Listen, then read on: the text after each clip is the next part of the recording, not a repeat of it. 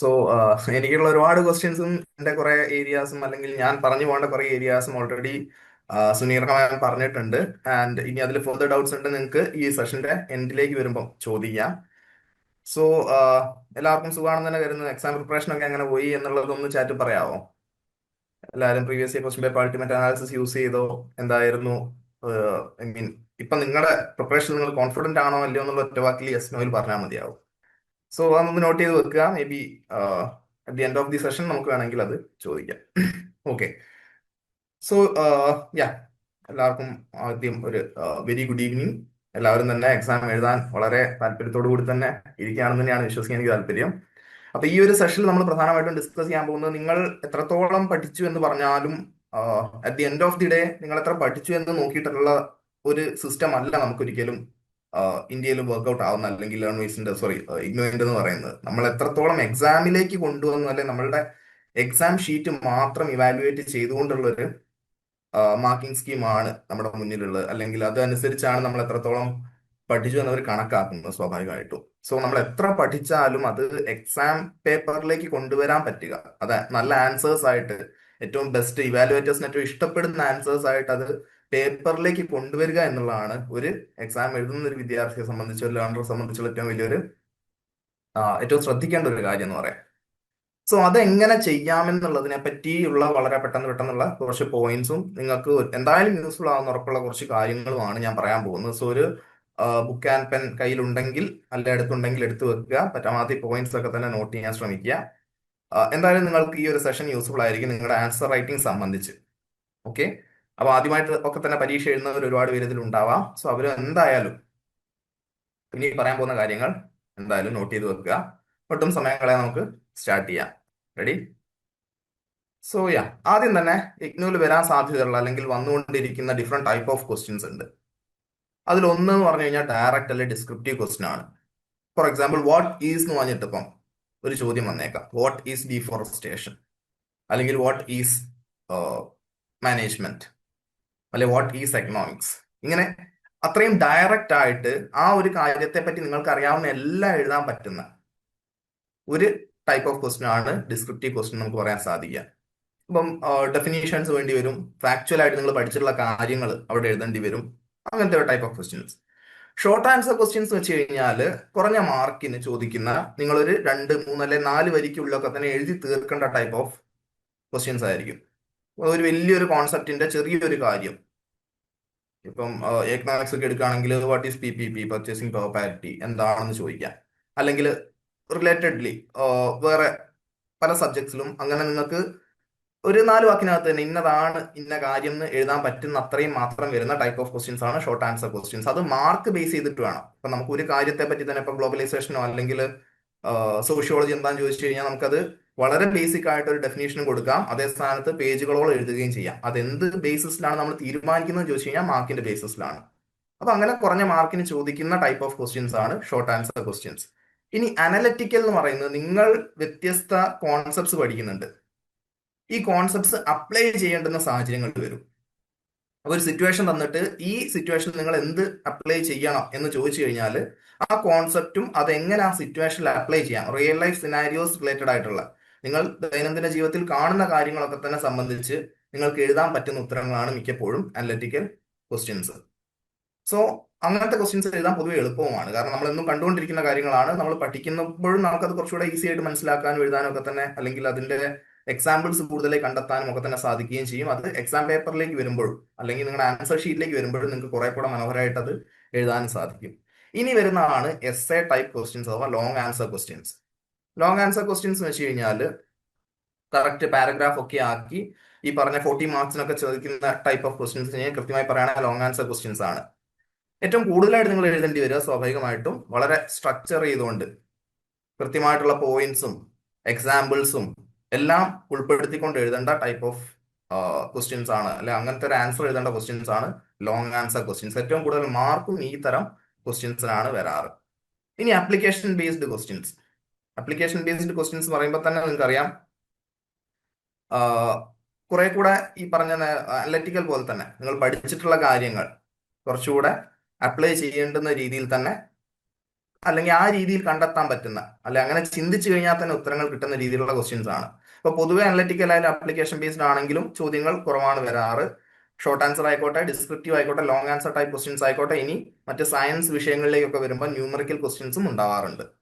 നിങ്ങളൊരു ഫോർമുല പഠിച്ചിട്ടുണ്ടെങ്കിൽ ആ ഫോർമുല യൂസ് ചെയ്തുകൊണ്ട് എഴുതേണ്ട ഉത്തരങ്ങൾ, അങ്ങനത്തെ ടൈപ്പ് ഓഫ്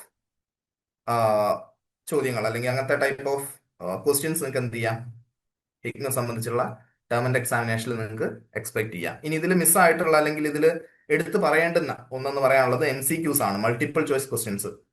ഫോർ എക്സാമ്പിൾ നിങ്ങളുടെ എൻവയോൺമെന്റൽ സയൻസ് എന്നുള്ള എൻവയോൺമെന്റൽ സ്റ്റഡീസ് എന്നുള്ള പേപ്പറിന് എല്ലാം 50 ചോദ്യങ്ങളുടെ 50ഉം അത് മൾട്ടിപ്പിൾ ചോയ്സ് ക്വസ്റ്റ്യൻസ് ആണ്. അപ്പൊ അതിൽ നിങ്ങൾക്ക് ചോയ്സ് ഓപ്ഷൻസ് ഒന്നും ഉണ്ടാവില്ല. പക്ഷെ അങ്ങനത്തെ സാഹചര്യങ്ങളിൽ ഇനി പറയാൻ പോകുന്ന എല്ലാ കാര്യങ്ങളും എക്സാം എന്നുള്ള റിലേറ്റഡ് ആ ഒരു രീതി നോക്കുകയാണെങ്കിൽ എല്ലാ കാര്യങ്ങളും അപ്ലൈ ചെയ്യും എന്നുള്ളത് മാത്രമല്ല, മൾട്ടിപ്പിൾ ചോയ്സ് ക്വസ്റ്റ്യൻസ് വരുമ്പോൾ 100% അത് എല്ലാ ക്വസ്റ്റ്യൻസും നിങ്ങൾ അറ്റംപ്റ്റ് ചെയ്യുന്നുണ്ട് എന്നുള്ളൊരു കാര്യം ഉറപ്പ് വരുത്തുക. സമയം എന്തായാലും 2 മണിക്കൂർ ഉണ്ടാവും. എന്തുകൊണ്ട് അറ്റംപ്റ്റ് ചെയ്യാൻ പറയുന്നു എന്ന് ചോദിച്ചു കഴിഞ്ഞാൽ നിങ്ങൾക്ക് നെഗറ്റീവ് മാർക്കിംഗ് ഇല്ല MCQയിലേക്ക് വരുമ്പോൾ.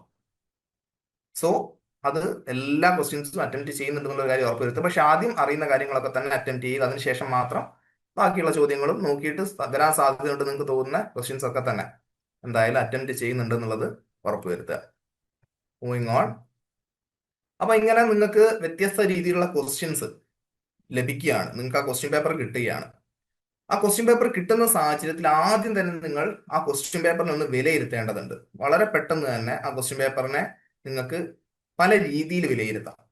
അപ്പൊ അതിലെ 1-2 ടൂൾസ് ആണിത്. ഒന്നെന്ന് പറഞ്ഞു കഴിഞ്ഞാൽ നിങ്ങൾക്ക് ക്വസ്റ്റ്യനെ എന്ത് ടൈപ്പ് ഓഫ് ക്വസ്റ്റ്യൻ ആണെന്ന് ഡിഫൈൻ ചെയ്യാം. ഈ ഇൻസ്ട്രക്ഷണൽ കീവേഡ്സ് ഐഡന്റിഫൈ ചെയ്യാന്ന് പറയുമ്പം ചില ക്വസ്റ്റ്യന് ഡിഫൈൻ എന്ന് പറഞ്ഞിട്ടായിരിക്കും തുടങ്ങുക. ഡിഫൈൻ സ്ട്രക്ചറലിസം, അല്ലെ ഡിഫൈൻ പൊളിറ്റിക്കൽ സയൻസ്, അല്ലെങ്കിൽ ഡിഫൈൻ മാർക്സിസം, അല്ലെങ്കിൽ മറ്റൊരു കോൺസെപ്റ്റ്. അപ്പൊ ഈ ഡിഫൈൻ എന്ന് പറഞ്ഞു കഴിഞ്ഞാൽ എങ്ങനെ എഴുതണം. ഇനി ഇവാലുവേറ്റ് എന്ന് പറയും.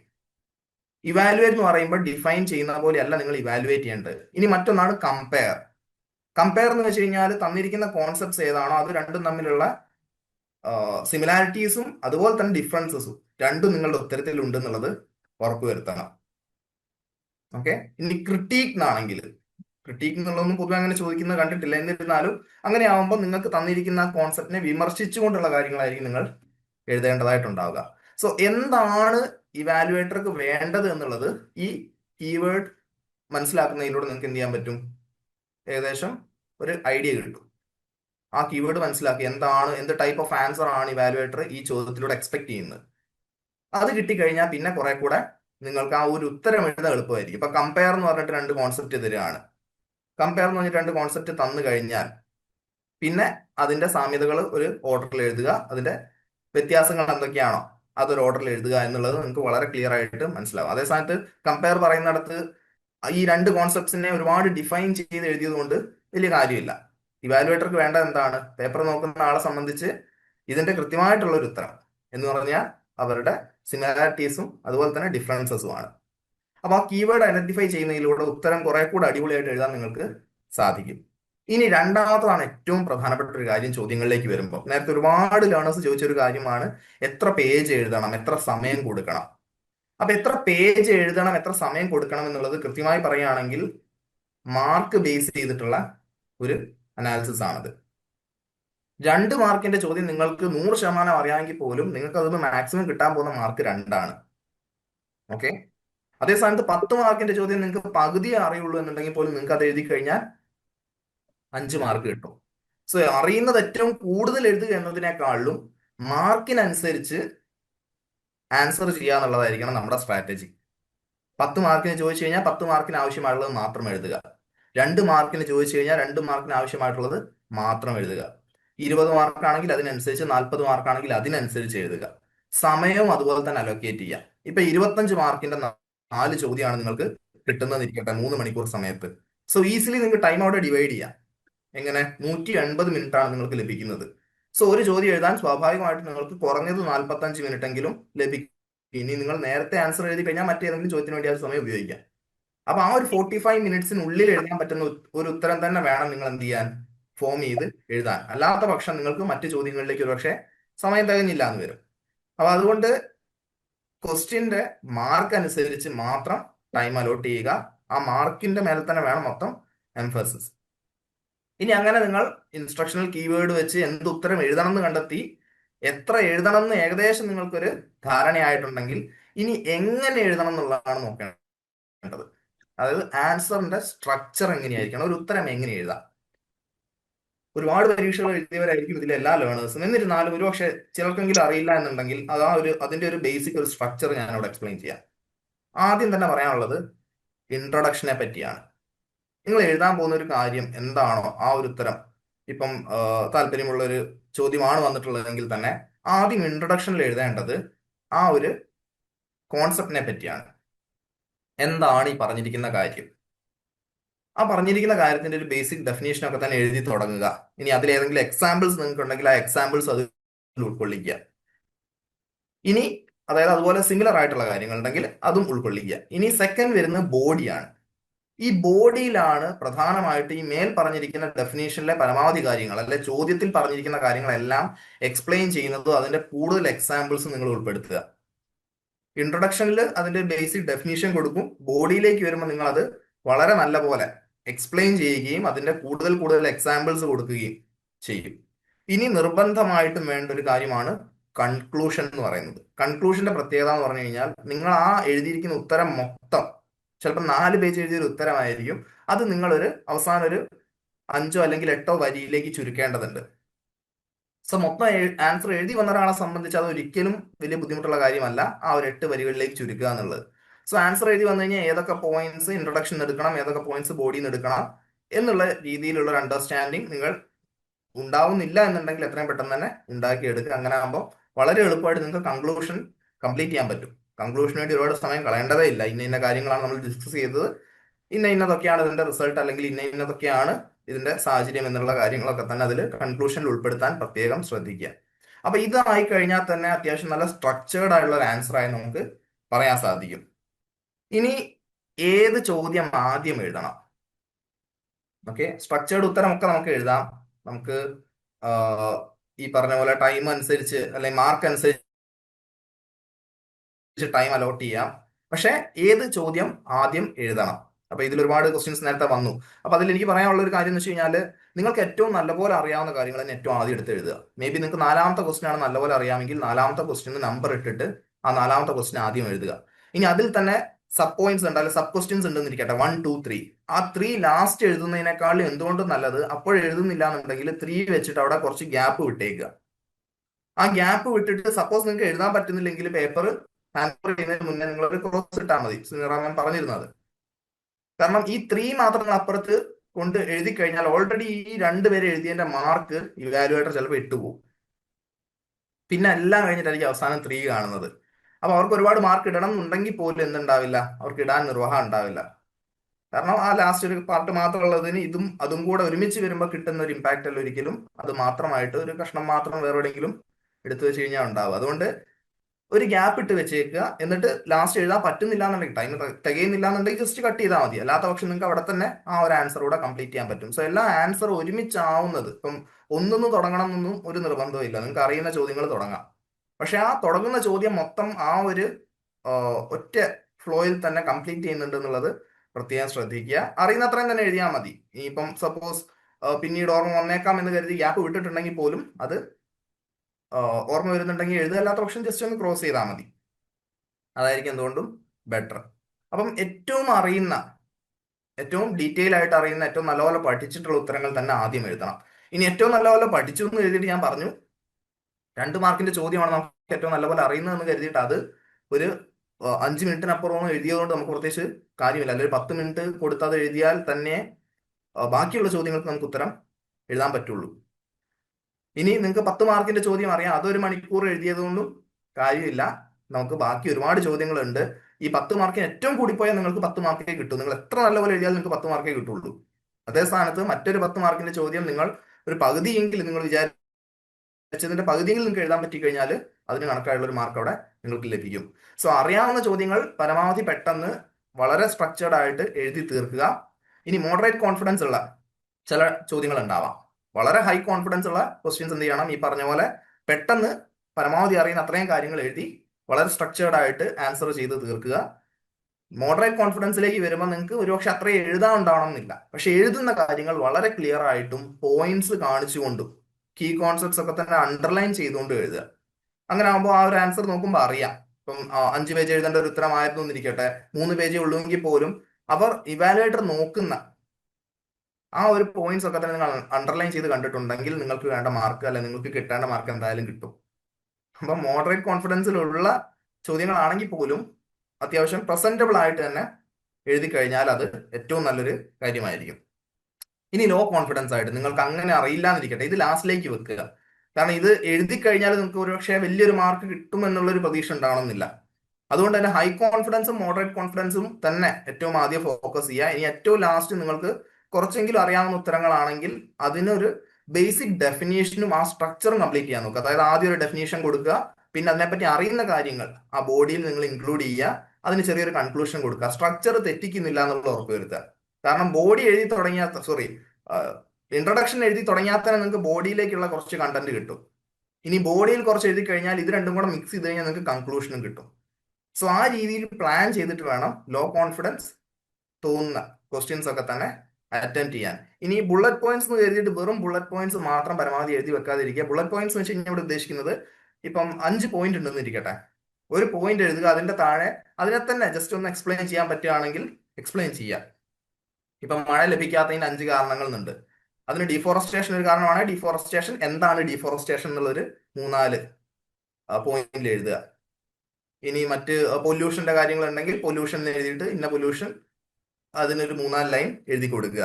അങ്ങനെ ആകുമ്പോൾ ചെറിയൊരു ഉത്തരം ഓട്ടോമാറ്റിക്കലി അത്യാവശ്യം വലിയ ഉത്തരം മാറിക്കോളും. സോ നിങ്ങൾക്ക് ഒരുപാട് എഴുതാൻ ഇല്ലാത്ത സാഹചര്യത്തിലുള്ള ഒരു കാര്യമായിട്ടാണ് ഞാൻ പറയുന്നത്. ഹൈ കോൺഫിഡൻസ് ഏരിയാസിലൊക്കെ നിങ്ങൾക്ക് ഓൾറെഡി നല്ലപോലെ എഴുതാൻ അറിയുന്ന ഉത്തരങ്ങൾ ഉണ്ടാവും, അതൊക്കെ അങ്ങനെ തന്നെ എഴുതുക. ലോ കോൺഫിഡൻസ് ഏരിയയിലേക്കെല്ലാം വരുമ്പോൾ അല്ലെ അങ്ങനത്തെ ക്വസ്റ്റ്യൻസിലേക്ക് വരുമ്പോൾ ഈ രീതിയിൽ നിങ്ങൾക്ക് അത്യാവശ്യം പേജസ് ഉണ്ടാവുകയും ചെയ്യും, അതിനകത്ത് കണ്ടന്റ് ഉണ്ടാവുകയും ചെയ്യും. പേജ് മാത്രം എഴുതിയോണ്ട് മാർക്ക് കിട്ടുക എന്നുള്ളത് അത്ര പോസിബിൾ ആയിട്ടുള്ള ഒരു കാര്യമല്ല ഇഗ്നോയിലേക്ക് വരുമ്പോൾ. പക്ഷേ കണ്ടന്റ് ഉണ്ടെങ്കിൽ എന്തായാലും മാർക്ക് കിട്ടുന്നുള്ള കാര്യത്തിലും സംശയം വേണ്ട. Moving on. ഇനി ഉത്തരം എഴുതുമ്പോൾ ഏറ്റവും കൂടുതൽ ലേണേഴ്സ് ഫേസ് ചെയ്യുന്ന ഒരു കാര്യമാണ് ഇംഗ്ലീഷിന്റെ ഒരു ബുദ്ധിമുട്ട്. അപ്പൊ ഇംഗ്ലീഷിൽ അങ്ങനെ ഒരുപാട് പ്രാവീണ്യമുള്ളവർക്ക് ഒരുപാട് മാർക്ക് കിട്ടുക എന്നുള്ള ഒരു കാര്യമൊന്നും നമുക്ക് ഇഗ്നോ എക്സാംസിൽ ടേം എക്സാമിനേഷൻ കഴിയുമ്പം മാർക്ക് വരും നമുക്ക് തോന്നാറില്ല. അതിൽ അറിയുന്നവർക്ക് നല്ല കാര്യമാണ്. അറിയുന്നവർക്ക് കുറച്ചുകൂടെ നല്ല പോലെ പേപ്പർ എന്ത് ചെയ്യാം, പ്രസന്റ് ചെയ്യാൻ പറ്റും. ഇപ്പം വളരെ സ്ട്രോങ് ഇംഗ്ലീഷ് ആണെന്ന് നിങ്ങൾക്ക് തോന്നുകയാണെങ്കിൽ നിങ്ങളുടെ ആ ഒരു പഠിക്കുന്ന അല്ലെങ്കിൽ നിങ്ങൾ എഴുതുന്ന പേപ്പറിൽ കൃത്യമായിട്ടുള്ള ടെർമിനോളജീസ് ഉണ്ടാവും, അല്ലെങ്കിൽ കൃത്യമായിട്ടുള്ള ടേംസ് ഉണ്ടാവും. ഇപ്പൊ ഒരു കോൺസെപ്റ്റ് പഠിക്കുമ്പോൾ ഏത് പേപ്പർ ആണെങ്കിലും MBA ആയാലും ശരി, എക്കണോമിക്സ് ആയാലും ശരി, പൊളിറ്റിക്കൽ സയൻസ് ആയാലും ശരി, കെമിസ്ട്രി, ഫിസിക്സ്, മാത്സ് എല്ലാത്തിലും കൃത്യമായിട്ടുള്ള ടേംസ് ഉണ്ടാവും. സോ ആ ടേംസ് ഓർത്ത് വെക്കാൻ പറ്റുന്നവരും അത് കൃത്യമായി യൂസ് ചെയ്യാൻ പറ്റുന്നവരും അങ്ങനത്തെ ടേംസ് ഒക്കെ തന്നെ യൂസ് ചെയ്യുക. ഇവാലുവേറ്റേഴ്സിനെ സംബന്ധിച്ച് അത് അവർക്ക് കുറച്ചുകൂടെ സന്തോഷം കൊടുക്കുന്ന അല്ലെങ്കിൽ അവർ കുറച്ചുകൂടെ ഇംപ്രസ്ഡ് ആവുന്ന ഒരു കാര്യമാണ് പ്രൊഫഷണൽ ടെർമിനോളജി യൂസ് ചെയ്യുക എന്നുള്ളത്. പക്ഷേ ഈ ടെർമിനോളജി യൂസ് ചെയ്തുകൊണ്ട് മാത്രം ഇത്ര മാർക്ക് കിട്ടുന്നുള്ളതല്ല, മൊത്തം ആൻസർ വായിച്ചു വരുമ്പോൾ ഈ ടെർമിനോളജീസ് യൂസ് ചെയ്ത് കഴിഞ്ഞാൽ മൊത്തം ആൻസറിന്റെ ക്വാളിറ്റി കുറച്ചുകൂടെ കൂടുതലുണ്ടാവും. സോ സ്ട്രോങ് ഇംഗ്ലീഷ് ഉള്ളവർ എന്ത് ചെയ്യുക, പ്രൊഫഷണൽ ടെർമിനോളജിയും അതുപോലെ മറ്റ് കോൺസെപ്റ്റ്സിലെ പ്രധാനപ്പെട്ട ടേംസും ഒക്കെ തന്നെ ആൻസേഴ്സിൽ ഇൻക്ലൂഡ് ചെയ്യുക.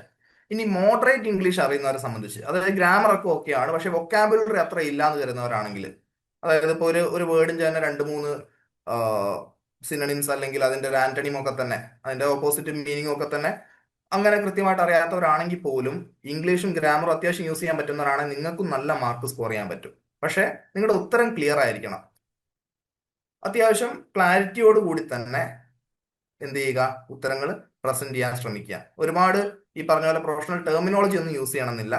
അതേ സ്ഥാനത്ത് കാര്യങ്ങളുടെ ഒരു ഫ്ലോ ഒക്കെ തന്നെ വളരെ നല്ല രീതിയിൽ കൊണ്ടുപോകാൻ പറ്റും ഇംഗ്ലീഷ്, മോഡറേറ്റ് ഇംഗ്ലീഷ് ആണെങ്കിൽ പോലും. ഇനി ലോ ഇംഗ്ലീഷിലേക്ക് വരുമ്പം നിങ്ങളുടെ സെന്റൻസസ്, സോ മോഡറേറ്റ് ഇംഗ്ലീഷ് ഉള്ളവർക്ക് എന്ത് ചെയ്യാം, പാരഗ്രാഫ് ആയിട്ടൊക്കെ തന്നെ ആൻസേഴ്സ് എഴുതി പോകാം. ഇനി ലോ ഇംഗ്ലീഷ് ആണ്, നിങ്ങളുടെ ഇംഗ്ലീഷ് അത്ര പോരാൻ തോന്നുകയാണെങ്കിൽ നിങ്ങൾ ഒന്നുകൊണ്ടും പേടിക്കേണ്ടതില്ല. നിങ്ങൾക്ക് എന്തായാലും ഫുൾ സെന്റൻസ് ഒക്കെ തന്നെ എഴുതാൻ അറിയുന്നവരാണ് എല്ലാ ലേണേഴ്സും. അപ്പൊ ഈ ഫുൾ സെന്റൻസസ് എഴുതുക, ഫുൾ സ്റ്റോപ്പ് ഇടുക, നെക്സ്റ്റ് സെന്റൻസിലേക്ക് പോവുക, ഫുൾ സ്റ്റോപ്പ് ഇടുക, നെക്സ്റ്റ് സെന്റൻസസിലേക്ക് പോവുക. ആ രീതിയിൽ ഓരോരോ കാര്യങ്ങൾ ഓർത്ത് വെച്ച് എഴുതി പോയാൽ മതിയാവും. അതല്ലാതെ ഒരു പാരഗ്രാഫിലേക്ക് നിങ്ങൾ ഒരുപാട് സമയം എടുത്തത് ഫ്രെയിം ചെയ്യേണ്ട കാര്യമില്ല. ഇപ്പൊ കുറച്ച് ടൈം കിട്ടിക്കഴിഞ്ഞാൽ എനിക്ക് തോന്നുന്നു ലോ ഇംഗ്ലീഷ് ആയാലും മോഡറേറ്റ് ഇംഗ്ലീഷ് ആയാലും എല്ലാവരും വളരെ ബ്യൂട്ടിഫുള്ളി ആൻസേഴ്സ് ഫ്രെയിം ചെയ്യും. പക്ഷെ നമുക്ക് എക്സാമിന് എപ്പോഴും ഉള്ള ഒരു കാര്യം എന്ന് വെച്ചാൽ ഇല്ലാത്തൊരു കാര്യം സമയമാണ്. അപ്പൊ അതുകൊണ്ട് അത് ഒരുപാട് മനോഹരമാക്കി സമയം കളയുന്നതിനേക്കാളും അറിയുന്ന കാര്യങ്ങൾ കൃത്യമായിട്ടുള്ള സെന്റൻസസിൽ എഴുതി കഴിഞ്ഞാൽ തന്നെ നിങ്ങൾക്ക് വേണ്ട മാർക്ക് നിങ്ങൾക്ക് എന്തായാലും കിട്ടും. കാരണം എല്ലാവരും നോക്കുന്നത് ആൻസേഴ്സിൽ കണ്ടന്റ് ഉണ്ടോ, അല്ല ആൻസേഴ്സിൽ കോണ്ടന്റ് ഉണ്ടോ എന്നുള്ളതാണ്. അതിനകത്ത് കാര്യമുണ്ടെങ്കിൽ എന്തായാലും നിങ്ങൾക്ക് മാർക്ക് കിട്ടും. സോ ആ കാര്യമുണ്ട് എന്നുള്ളൊരു കാര്യം മാത്രം നിങ്ങൾ ഉറപ്പിച്ചാൽ മതി. അതിപ്പം സ്ട്രോങ് ഇംഗ്ലീഷ് ആയാലും മോഡറേറ്റ് ഇംഗ്ലീഷ് ആയാലും ശരി, ലോ ഇംഗ്ലീഷ് ആയാലും ശരി. ഓക്കെ, ഇനി പറയാൻ പോകുന്ന കുറച്ച് ടെക്നിക്കുകളെ പറ്റിയാണ്. അപ്പൊ ഇത് വളരെ പറയാം, ഒരു കണക്കിന് പറയുകയാണെങ്കിൽ നിങ്ങൾക്കൊക്കെ തന്നെ ഒരു പക്ഷേ നിങ്ങൾ ചെയ്യുന്ന കാര്യങ്ങളായിരിക്കും. പക്ഷെ അതിന് ജസ്റ്റ് കുറച്ച് ഇതിൻ്റെയൊക്കെ പിന്നിൽ തന്നെ ചെറിയ രീതിയിൽ സയൻസ് ഒക്കെ ഉണ്ട് എന്നുള്ളത് നമ്മളൊന്ന് എക്സ്പ്ലെയിൻ ചെയ്യുന്നു എന്ന് മാത്രം. ഓക്കെ, അപ്പൊ അതിൽ ആദ്യം തന്നെ ഉള്ളതാണ് പീൽ മെത്തേഡ്. പീൽ എന്ന് വെച്ച് കഴിഞ്ഞാൽ പോയിന്റ്, എക്സ്പ്ലനേഷൻ, എവിഡൻസ്, ലിങ്ക് എന്നുള്ളതാണ്. അപ്പൊ ആദ്യം തന്നെ നിങ്ങൾ എഴുതാനുള്ള കാര്യം എന്ത് ചെയ്യുക, പോയിന്റ്സ് ആയിട്ട് ഓർത്ത് വെക്കുക. എഴുതാനുള്ള ഒരു കാര്യം പോയിന്റ് ആയിട്ട് ഓർത്ത് വെച്ച് കഴിഞ്ഞാൽ പിന്നീട് അത് എക്സ്പ്ലെയിൻ ചെയ്യാൻ കുറെ കൂടെ എളുപ്പമാണ്. സോ നിങ്ങളൊരു പോയിന്റ് എഴുതുന്നു, നിങ്ങൾ അത് എക്സ്പ്ലെയിൻ ചെയ്യുന്നു. അപ്പൊ എങ്ങനെ ആൻസർ എഴുതണം എന്നുള്ളതിന്റെ ഒരു ടെക്നീക്കാണ് പീൽ എന്നുള്ള ടെക്നീക്ക്. സോ ഓർത്ത് വെക്കുക, PEEL, point, explanation, evidence, link. അപ്പൊ ആദ്യം തന്നെ പോയിന്റ് എഴുതുക, ആ പോയിന്റ് എന്ത് ചെയ്യുക, എക്സ്പ്ലെയിൻ ചെയ്യുക. ഒരു കോൺസെപ്റ്റ് എഴുതുക, ആ കോൺസെപ്റ്റ് എക്സ്പ്ലെയിൻ ചെയ്യുക. ഇനി ആ എക്സ്പ്ലെയിൻ ചെയ്തതിന് കുറെ കൂടെ എക്സാമ്പിൾസ് കൊടുക്കുക. അതാണ് എവിഡൻസ് എന്നുകൊണ്ട് ഉദ്ദേശിക്കുന്നത്. സോ പോയിന്റ് എഴുതുന്നു, എക്സ്പ്ലെയിൻ ചെയ്യുന്നു, എക്സാമ്പിൾസ് കൊടുക്കുന്നു. ക്വസ്റ്റ്യനുമായിട്ട് ഇത് എങ്ങനെ ലിങ്ക് ആവുന്നു എന്നുള്ളൊരു കാര്യം കൂടെ ലാസ്റ്റ് മെൻഷൻ ചെയ്യുക. വിച്ച് ഈസ് നമുക്ക് കൺക്ലൂഷൻ തന്നെ വേണേൽ പറയാം. ചോദിച്ചിരിക്കുന്ന ചോദ്യവും ഇതും തമ്മിൽ എന്താണ് ബന്ധം എന്നുള്ളത് നിങ്ങൾക്ക് ലാസ്റ്റ് അത് ക്വസ്റ്റ്യനും ഈ പറഞ്ഞിരിക്കുന്ന കോൺസെപ്റ്റുമായിട്ട് ലിങ്ക് ചെയ്യാനും സാധിക്കണം. സോ പീൽ എന്നുള്ളത് എല്ലാവരും ഓർത്ത് വെക്കുക. PEEL വളരെ എളുപ്പമായിട്ട് ഓർത്ത് വെക്കാൻ പറ്റുന്ന ഒരു കാര്യം കൂടിയാണ്. Point, explanation, evidence, link. ഇനി next visual clarity and organisation എന്നുള്ളതാണ് അടുത്തൊരു നമുക്ക് എക്സാമിനെ സംബന്ധിച്ച് നമ്മളെ ഒരുപാട് ഹെൽപ്പ് ചെയ്യുന്ന ഒരു ടെക്നിക്ക്, യൂസ്ഫുൾ ആയുള്ള ഒരു ടെക്നിക്ക്. മറ്റൊന്നുമല്ല, ഇപ്പം വളരെ വൃത്തിയായിട്ട് ഒരു ഫ്ലോ ചാർട്ട് ഒക്കെ തന്നെ വരച്ചിട്ടുള്ള ഒരു ആൻസർ ഷീറ്റ്, അല്ലെ വളരെ മനോഹരമായിട്ട് ഒരു ഇപ്പം വാട്ടർ സൈക്കിൾ വരയ്ക്കാൻ പറഞ്ഞു തരികട്ടെ. വാട്ടർ സൈക്കിൾ മനോഹരമായിട്ട് വരച്ചു വെച്ചിട്ടുള്ള ഒരു ആൻസർ ഷീറ്റും വാട്ടർ സൈക്കിൾ എങ്ങനെയാണെന്ന് എഴുതി വെച്ചിരിക്കുന്ന ഒരു ആൻസർ ഷീറ്റും, മറ്റതില് അതായത് ഇമേജിൽ വരച്ചു വെച്ചിരിക്കുന്നതിൽ എന്താണ് സംഭവിക്കുന്നത് എന്നുള്ള കൃത്യമായുള്ള എക്സ്പ്ലനേഷനും ഉണ്ട്. അതിന്റെ കൂടെ തന്നെയാണ് ഇമേജും വന്നിട്ടുള്ളത്. ഇനി ഇപ്പുറത്ത് നോക്കുകയാണെങ്കിൽ ആൻസർ ഒക്കെ കറക്റ്റ് ആണ്, അപ്പുറത്ത് എഴുതിയിരിക്കുന്ന അതേ കാര്യങ്ങളൊക്കെ ഇപ്പുറത്ത് എഴുതിയിട്ടുണ്ട്. പക്ഷെ അത് ജസ്റ്റ് താഴ്ത്തതായിട്ട് എഴുതി പോയതാണ്. സ്വാഭാവികമായിട്ടും വിഷ്വലി ബെസ്റ്റ് ആയിട്ട് പ്രസന്റ് ചെയ്തിട്ടുള്ള പേപ്പറിലായിരിക്കും കൂടുതൽ മാർക്ക് വീഴുക. അതുപോലെ ഈ വിഷ്വൽ ക്ലാരിറ്റി ആൻഡ് ഓർഗനൈസേഷൻ എന്ന് പറയുമ്പോൾ പാരഗ്രാഫ് എഴുതുന്ന സമയത്തൊക്കെ തന്നെ അത്യാവശ്യം കാര്യമായി തന്നെ നേരത്തെ ലേണർ പറയുന്നുണ്ടായിരുന്നു, ലൈൻ വിടാതെ കുറച്ച് മാറി നിന്ന്, അതായത് കുറച്ച് ഇപ്പം ഒരു പാരഗ്രാഫ് ഒരു ലൈനിന്റെ പകുതിയാണ് നിന്നിട്ടുള്ളതെങ്കിൽ ആ പകുതിയിൽ നിന്ന് താഴത്തെ ലൈനിൽ നിന്ന് വേണം അടുത്ത പാരഗ്രാഫ് തുടങ്ങാൻ. അതൊക്കെ എനിക്ക് തോന്നുന്നു എല്ലാവരും ചെയ്യുന്ന കാര്യങ്ങൾ തന്നെയാണ്. അതല്ലാതെ ആദ്യം തന്നെ തുടങ്ങണം നിർബന്ധമില്ല. അപ്പൊ അങ്ങനെ ആകുമ്പോൾ ആ ഒരു ലൈൻ എൻഡും മറ്റേ ലൈനിന്റെ സ്റ്റാർട്ടിങ്ങും ഒക്കെ തന്നെ ഒറ്റ നോട്ടത്തിൽ നമുക്ക് മനസ്സിലായി ഇത് മറ്റൊരു പാരഗ്രാഫ് ആണെന്ന്. അതല്ലാതെ എല്ലാം നമ്മൾ ലെഫ്റ്റ് ടു റൈറ്റ് എഴുതി തുടങ്ങി കഴിഞ്ഞാൽ ഒരു പക്ഷെ നമുക്ക് പെട്ടെന്ന് മനസ്സിലാവണമെന്നില്ല പാരഗ്രാഫ് എൻഡ് ആയി എന്നുള്ളത്.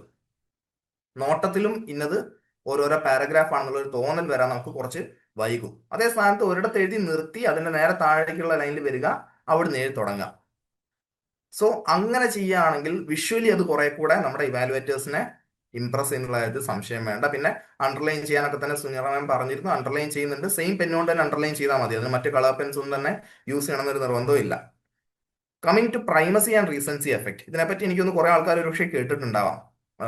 റീസൻസി ബയാസ് എന്നൊക്കെ പറഞ്ഞിട്ടുള്ള ചില കോൺസെപ്റ്റ്സ് ഒക്കെ ഉണ്ട്. അതിൽ തന്നെ വരുന്ന ഒരു കാര്യമാണ് പ്രൈമസി ആൻഡ് റീസൻസി എഫക്ട് എന്നുള്ളത്. ഒരു ആൻസർ വായിച്ചു തുടങ്ങുമ്പോൾ നടുവെന്ന്, നിങ്ങളിപ്പോൾ ഒരു പത്രം വായിച്ചു തുടങ്ങുകയാണെങ്കിൽ ആരെങ്കിലും നടുവെന്ന് വായിച്ചു നോക്കുമോ? ഒരു ന്യൂസ് വായിച്ചു തുടങ്ങുമ്പോൾ എല്ലാവരും സ്വാഭാവികമായിട്ടും ആ തുടക്കത്തിലെ പാരഗ്രാഫ് തന്നെയാണ് വായിച്ചു തുടങ്ങുക. ഇപ്പൊ ന്യൂഡൽഹി നടന്ന ഒരു കാര്യമാണ്, ന്യൂഡൽഹി ഇന്ന ഇന്ന കാര്യങ്ങൾ നടന്നു എന്ന് പറഞ്ഞു തുടങ്ങുന്ന ഫസ്റ്റ് ലൈൻ തൊട്ടിട്ടുള്ളതാണ് നിങ്ങൾ വായിക്കുക. ഇനി ആ ഫസ്റ്റ് ലൈൻ വായിച്ചിട്ട് ഒരു 5-6 ലൈൻ കഴിയുമ്പോൾ നിങ്ങൾക്ക് ഇൻട്രസ്റ്റ് ഇല്ലാന്ന് തോന്നിക്കഴിഞ്ഞാൽ നിങ്ങൾ എന്ത് ചെയ്യും, അടുത്ത ന്യൂസിലേക്ക് പോകും. സ്വാഭാവികമായിട്ടും നമ്മുടെ ആൻസർ ഷീറ്റ്സ് വായിക്കുന്നത് മനുഷ്യർ തന്നെയാണ്, ഇവാലുവേറ്റേഴ്സ് ആണ്. അവർക്കാണ് ഒരുപാട് ആൻസർ ഷീറ്റ്സ് വായിക്കാനും ഉണ്ടാവും. അപ്പൊ എന്തായാലും ഒരു ഇനീഷ്യൽ ആൻസറിന്റെ ഒരു ഇനീഷ്യൽ പാരഗ്രാഫ് എന്തായാലും വായിക്കുന്ന കാര്യം ഉറപ്പാണ്, അല്ലാതെ മാർക്ക് ഇടാൻ പറ്റില്ലല്ലോ. സ്വാഭാവികമായിട്ടും മൊത്തം അത്രയും കൃത്യമായി വായിച്ച് മാർക്ക് ഇടുക എന്നുള്ളത് കുറച്ച് ചലഞ്ചിങ് ആയിട്ടുള്ള ടാസ്ക് ആണ്. അങ്ങനെ വായിച്ചിടുന്നവരുണ്ടാവാം, പക്ഷെ ഫസ്റ്റ് പാരഗ്രാഫ് വായിക്കുന്ന കാര്യം ഉറപ്പാണ്. അതുകൊണ്ട് തന്നെ നിങ്ങളുടെ ഫസ്റ്റ് പാരഗ്രാഫ്, നിങ്ങളുടെ ഇൻട്രൊഡക്ഷൻ എന്നുള്ളതും ഇൻട്രൊഡക്ഷൻ കഴിഞ്ഞിട്ടുള്ള ഒരു ചെറിയ പാർട്ടെങ്കിലും നിങ്ങൾക്ക് അറിയാവുന്ന വളരെ കൃത്യമായിട്ടുള്ള കാര്യങ്ങൾ അടുക്കി എഴുതിയിട്ടുള്ള ഒരു പാരഗ്രാഫ് ആയിരിക്കണം. അതുപോലെ ഇമ്പോർട്ടന്റ് ആയിട്ട് ജസ്റ്റ് വായിച്ച് വായിച്ച് പോയി ഓടിച്ചോടിച്ച് ബോഡിയൊക്കെ തന്നെ അത്യാവശ്യം ഓടിച്ചോടിച്ച് പോയി അവസാനം എന്തായാലും കൺക്ലൂഷനും മിക്കവാറും ഇവാലുവേറ്റേഴ്സ് എന്ത് ചെയ്യും, വായിക്കും. അപ്പൊ നിങ്ങളുടെ മാർക്ക് ഒരു വട്ടം മൊത്തം വായിച്ചു കഴിഞ്ഞ ശേഷമേ മാർക്ക് ഇടുള്ളൂ. ആദ്യം വായിച്ച് അവസാനം എത്തുമ്പോഴേക്കും ആ ഒരു ഇംപ്രഷൻ നിൽക്കണമെന്നുണ്ടെങ്കിൽ ആദ്യം നിങ്ങൾ ഇൻട്രഡക്ഷൻ നല്ലപോലെ എഴുതിയിട്ടുണ്ട്, ഫസ്റ്റ് പാർട്ട് നിങ്ങൾ അടിപൊളിയാക്കിയിട്ടുണ്ട്, പ്രൈമസി അടിപൊളിയായിട്ടുണ്ട്. അങ്ങനെയാണെങ്കിൽ എന്ത് ചെയ്യണം, റീസൻസി നിങ്ങളുടെ ഏറ്റവും ലാസ്റ്റ് എഴുതുന്ന കൺക്ലൂഷൻ അത്യാവശ്യം നല്ല രീതിക്ക് തന്നെ എഴുതണം. സോ ആദ്യം അത് വായിച്ച് ലാസ്റ്റ് ഇതിൽ എൻഡ് ചെയ്യുമ്പം അതിൽ നിങ്ങൾക്ക് കിട്ടുന്ന മാർക്ക് എന്തായാലും കൂടുതൽ തന്നെയായിരിക്കും, അല്ലെങ്കിൽ നിങ്ങൾക്ക് കിട്ടേണ്ട ഏറ്റവും ബെസ്റ്റ് മാർക്ക് ആയിരിക്കും അതിലൂടെ കിട്ടുക. അല്ല കണ്ടന്റ് നിങ്ങൾ അത്രയും അടിപൊളിയാക്കി പക്ഷെ തുടക്കത്തിലും അവസാനത്തിലും വായിച്ചു കഴിഞ്ഞാൽ കാര്യം മനസ്സിലാവുന്നില്ല എന്നുണ്ടെങ്കിൽ ആ എടുത്ത എഫേർട്ട് ചിലപ്പോൾ വെറുതെ ആയിപ്പോ. അതുകൊണ്ട് ഇൻട്രൊഡക്ഷൻ നല്ലപോലെ എഴുതുക, കൺക്ലൂഷനും വളരെ അടിപൊളിയായിട്ട് തന്നെ എഴുതാൻ ശ്രമിക്കുക. ബോഡിയിലും എല്ലാം അടിപൊളിയായിട്ട് എഴുതണം. പക്ഷെ ഇപ്പൊ നിങ്ങൾക്ക് ഒരു പക്ഷേ കുറച്ച് കൺഫ്യൂസിങ് ആയിട്ടുള്ള ചോദ്യങ്ങളായിരിക്കാം ചിലതൊക്കെ. അങ്ങനെയാണെങ്കിൽ പോലും നിങ്ങൾക്ക് അറിയുന്ന കാര്യങ്ങളൊക്കെ ആ ഇൻട്രൊഡക്ഷനിലും കൺക്ലൂഷനിലായിട്ട് വന്നിട്ടുണ്ട് എന്നുള്ളത് ഉറപ്പ് വരുത്തിയാൽ നന്നാവും. Coming to logical flow. Logical flow എന്ന് വെച്ച് കഴിഞ്ഞാൽ മറ്റൊന്നുമല്ല,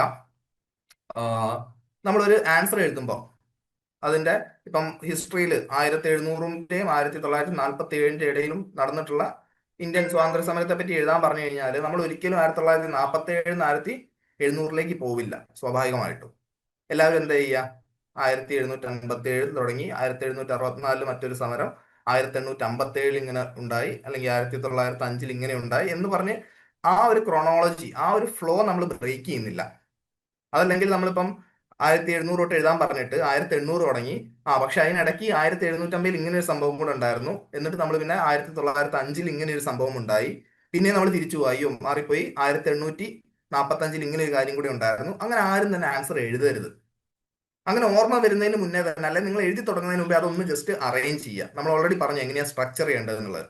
സോ ഒരു ആൻസർ എന്ന് പറയുമ്പം അതിന്റെ എല്ലാവിധ കാര്യങ്ങളും ഒരു ഫ്ലോയിൽ വേണം പോകാൻ, ഒരു അറേഞ്ച്ഡ് രീതി വേണം പോകാൻ.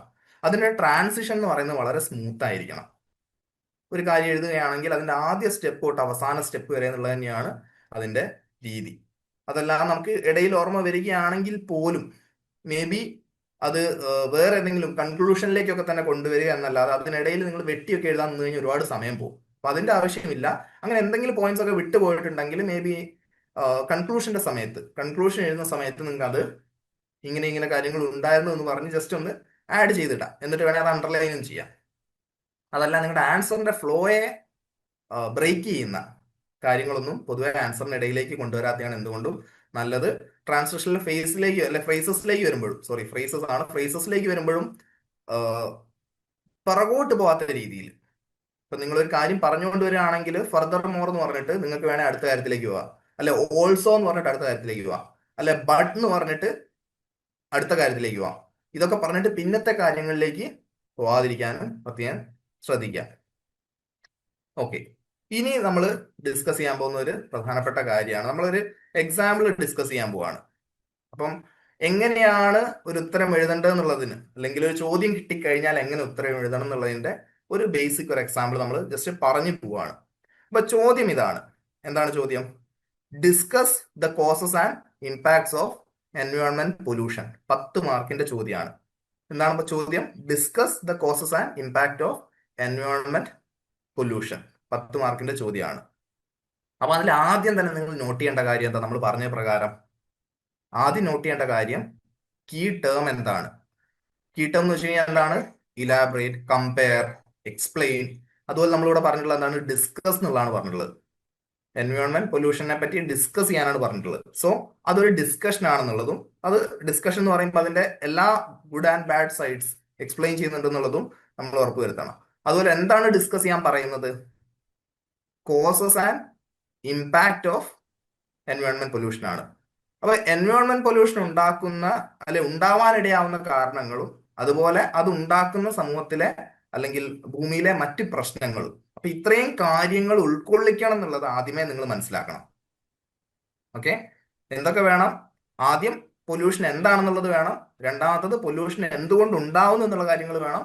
മൂന്നാമത്തത് ആ കാരണങ്ങളാൽ മനുഷ്യർക്കുണ്ടാകുന്ന അല്ലെങ്കിൽ പ്രകൃതിക്ക് ഉണ്ടാകുന്ന മറ്റ് ബുദ്ധിമുട്ടുകൾ എന്തൊക്കെയാണെന്നുള്ളതും മിനിമം ഈ ഒരു ഉത്തരത്തിൽ ഉൾക്കൊള്ളിക്കേണ്ടതുണ്ട്. ഇത്രയും കാര്യങ്ങൾ നമ്മൾ ആദ്യമേ ചിന്തിച്ചു വെക്കണം. എന്നിട്ട് ഇതനുസരിച്ച് വേണം നമ്മൾ ഉത്തരം എഴുതി പോകാൻ.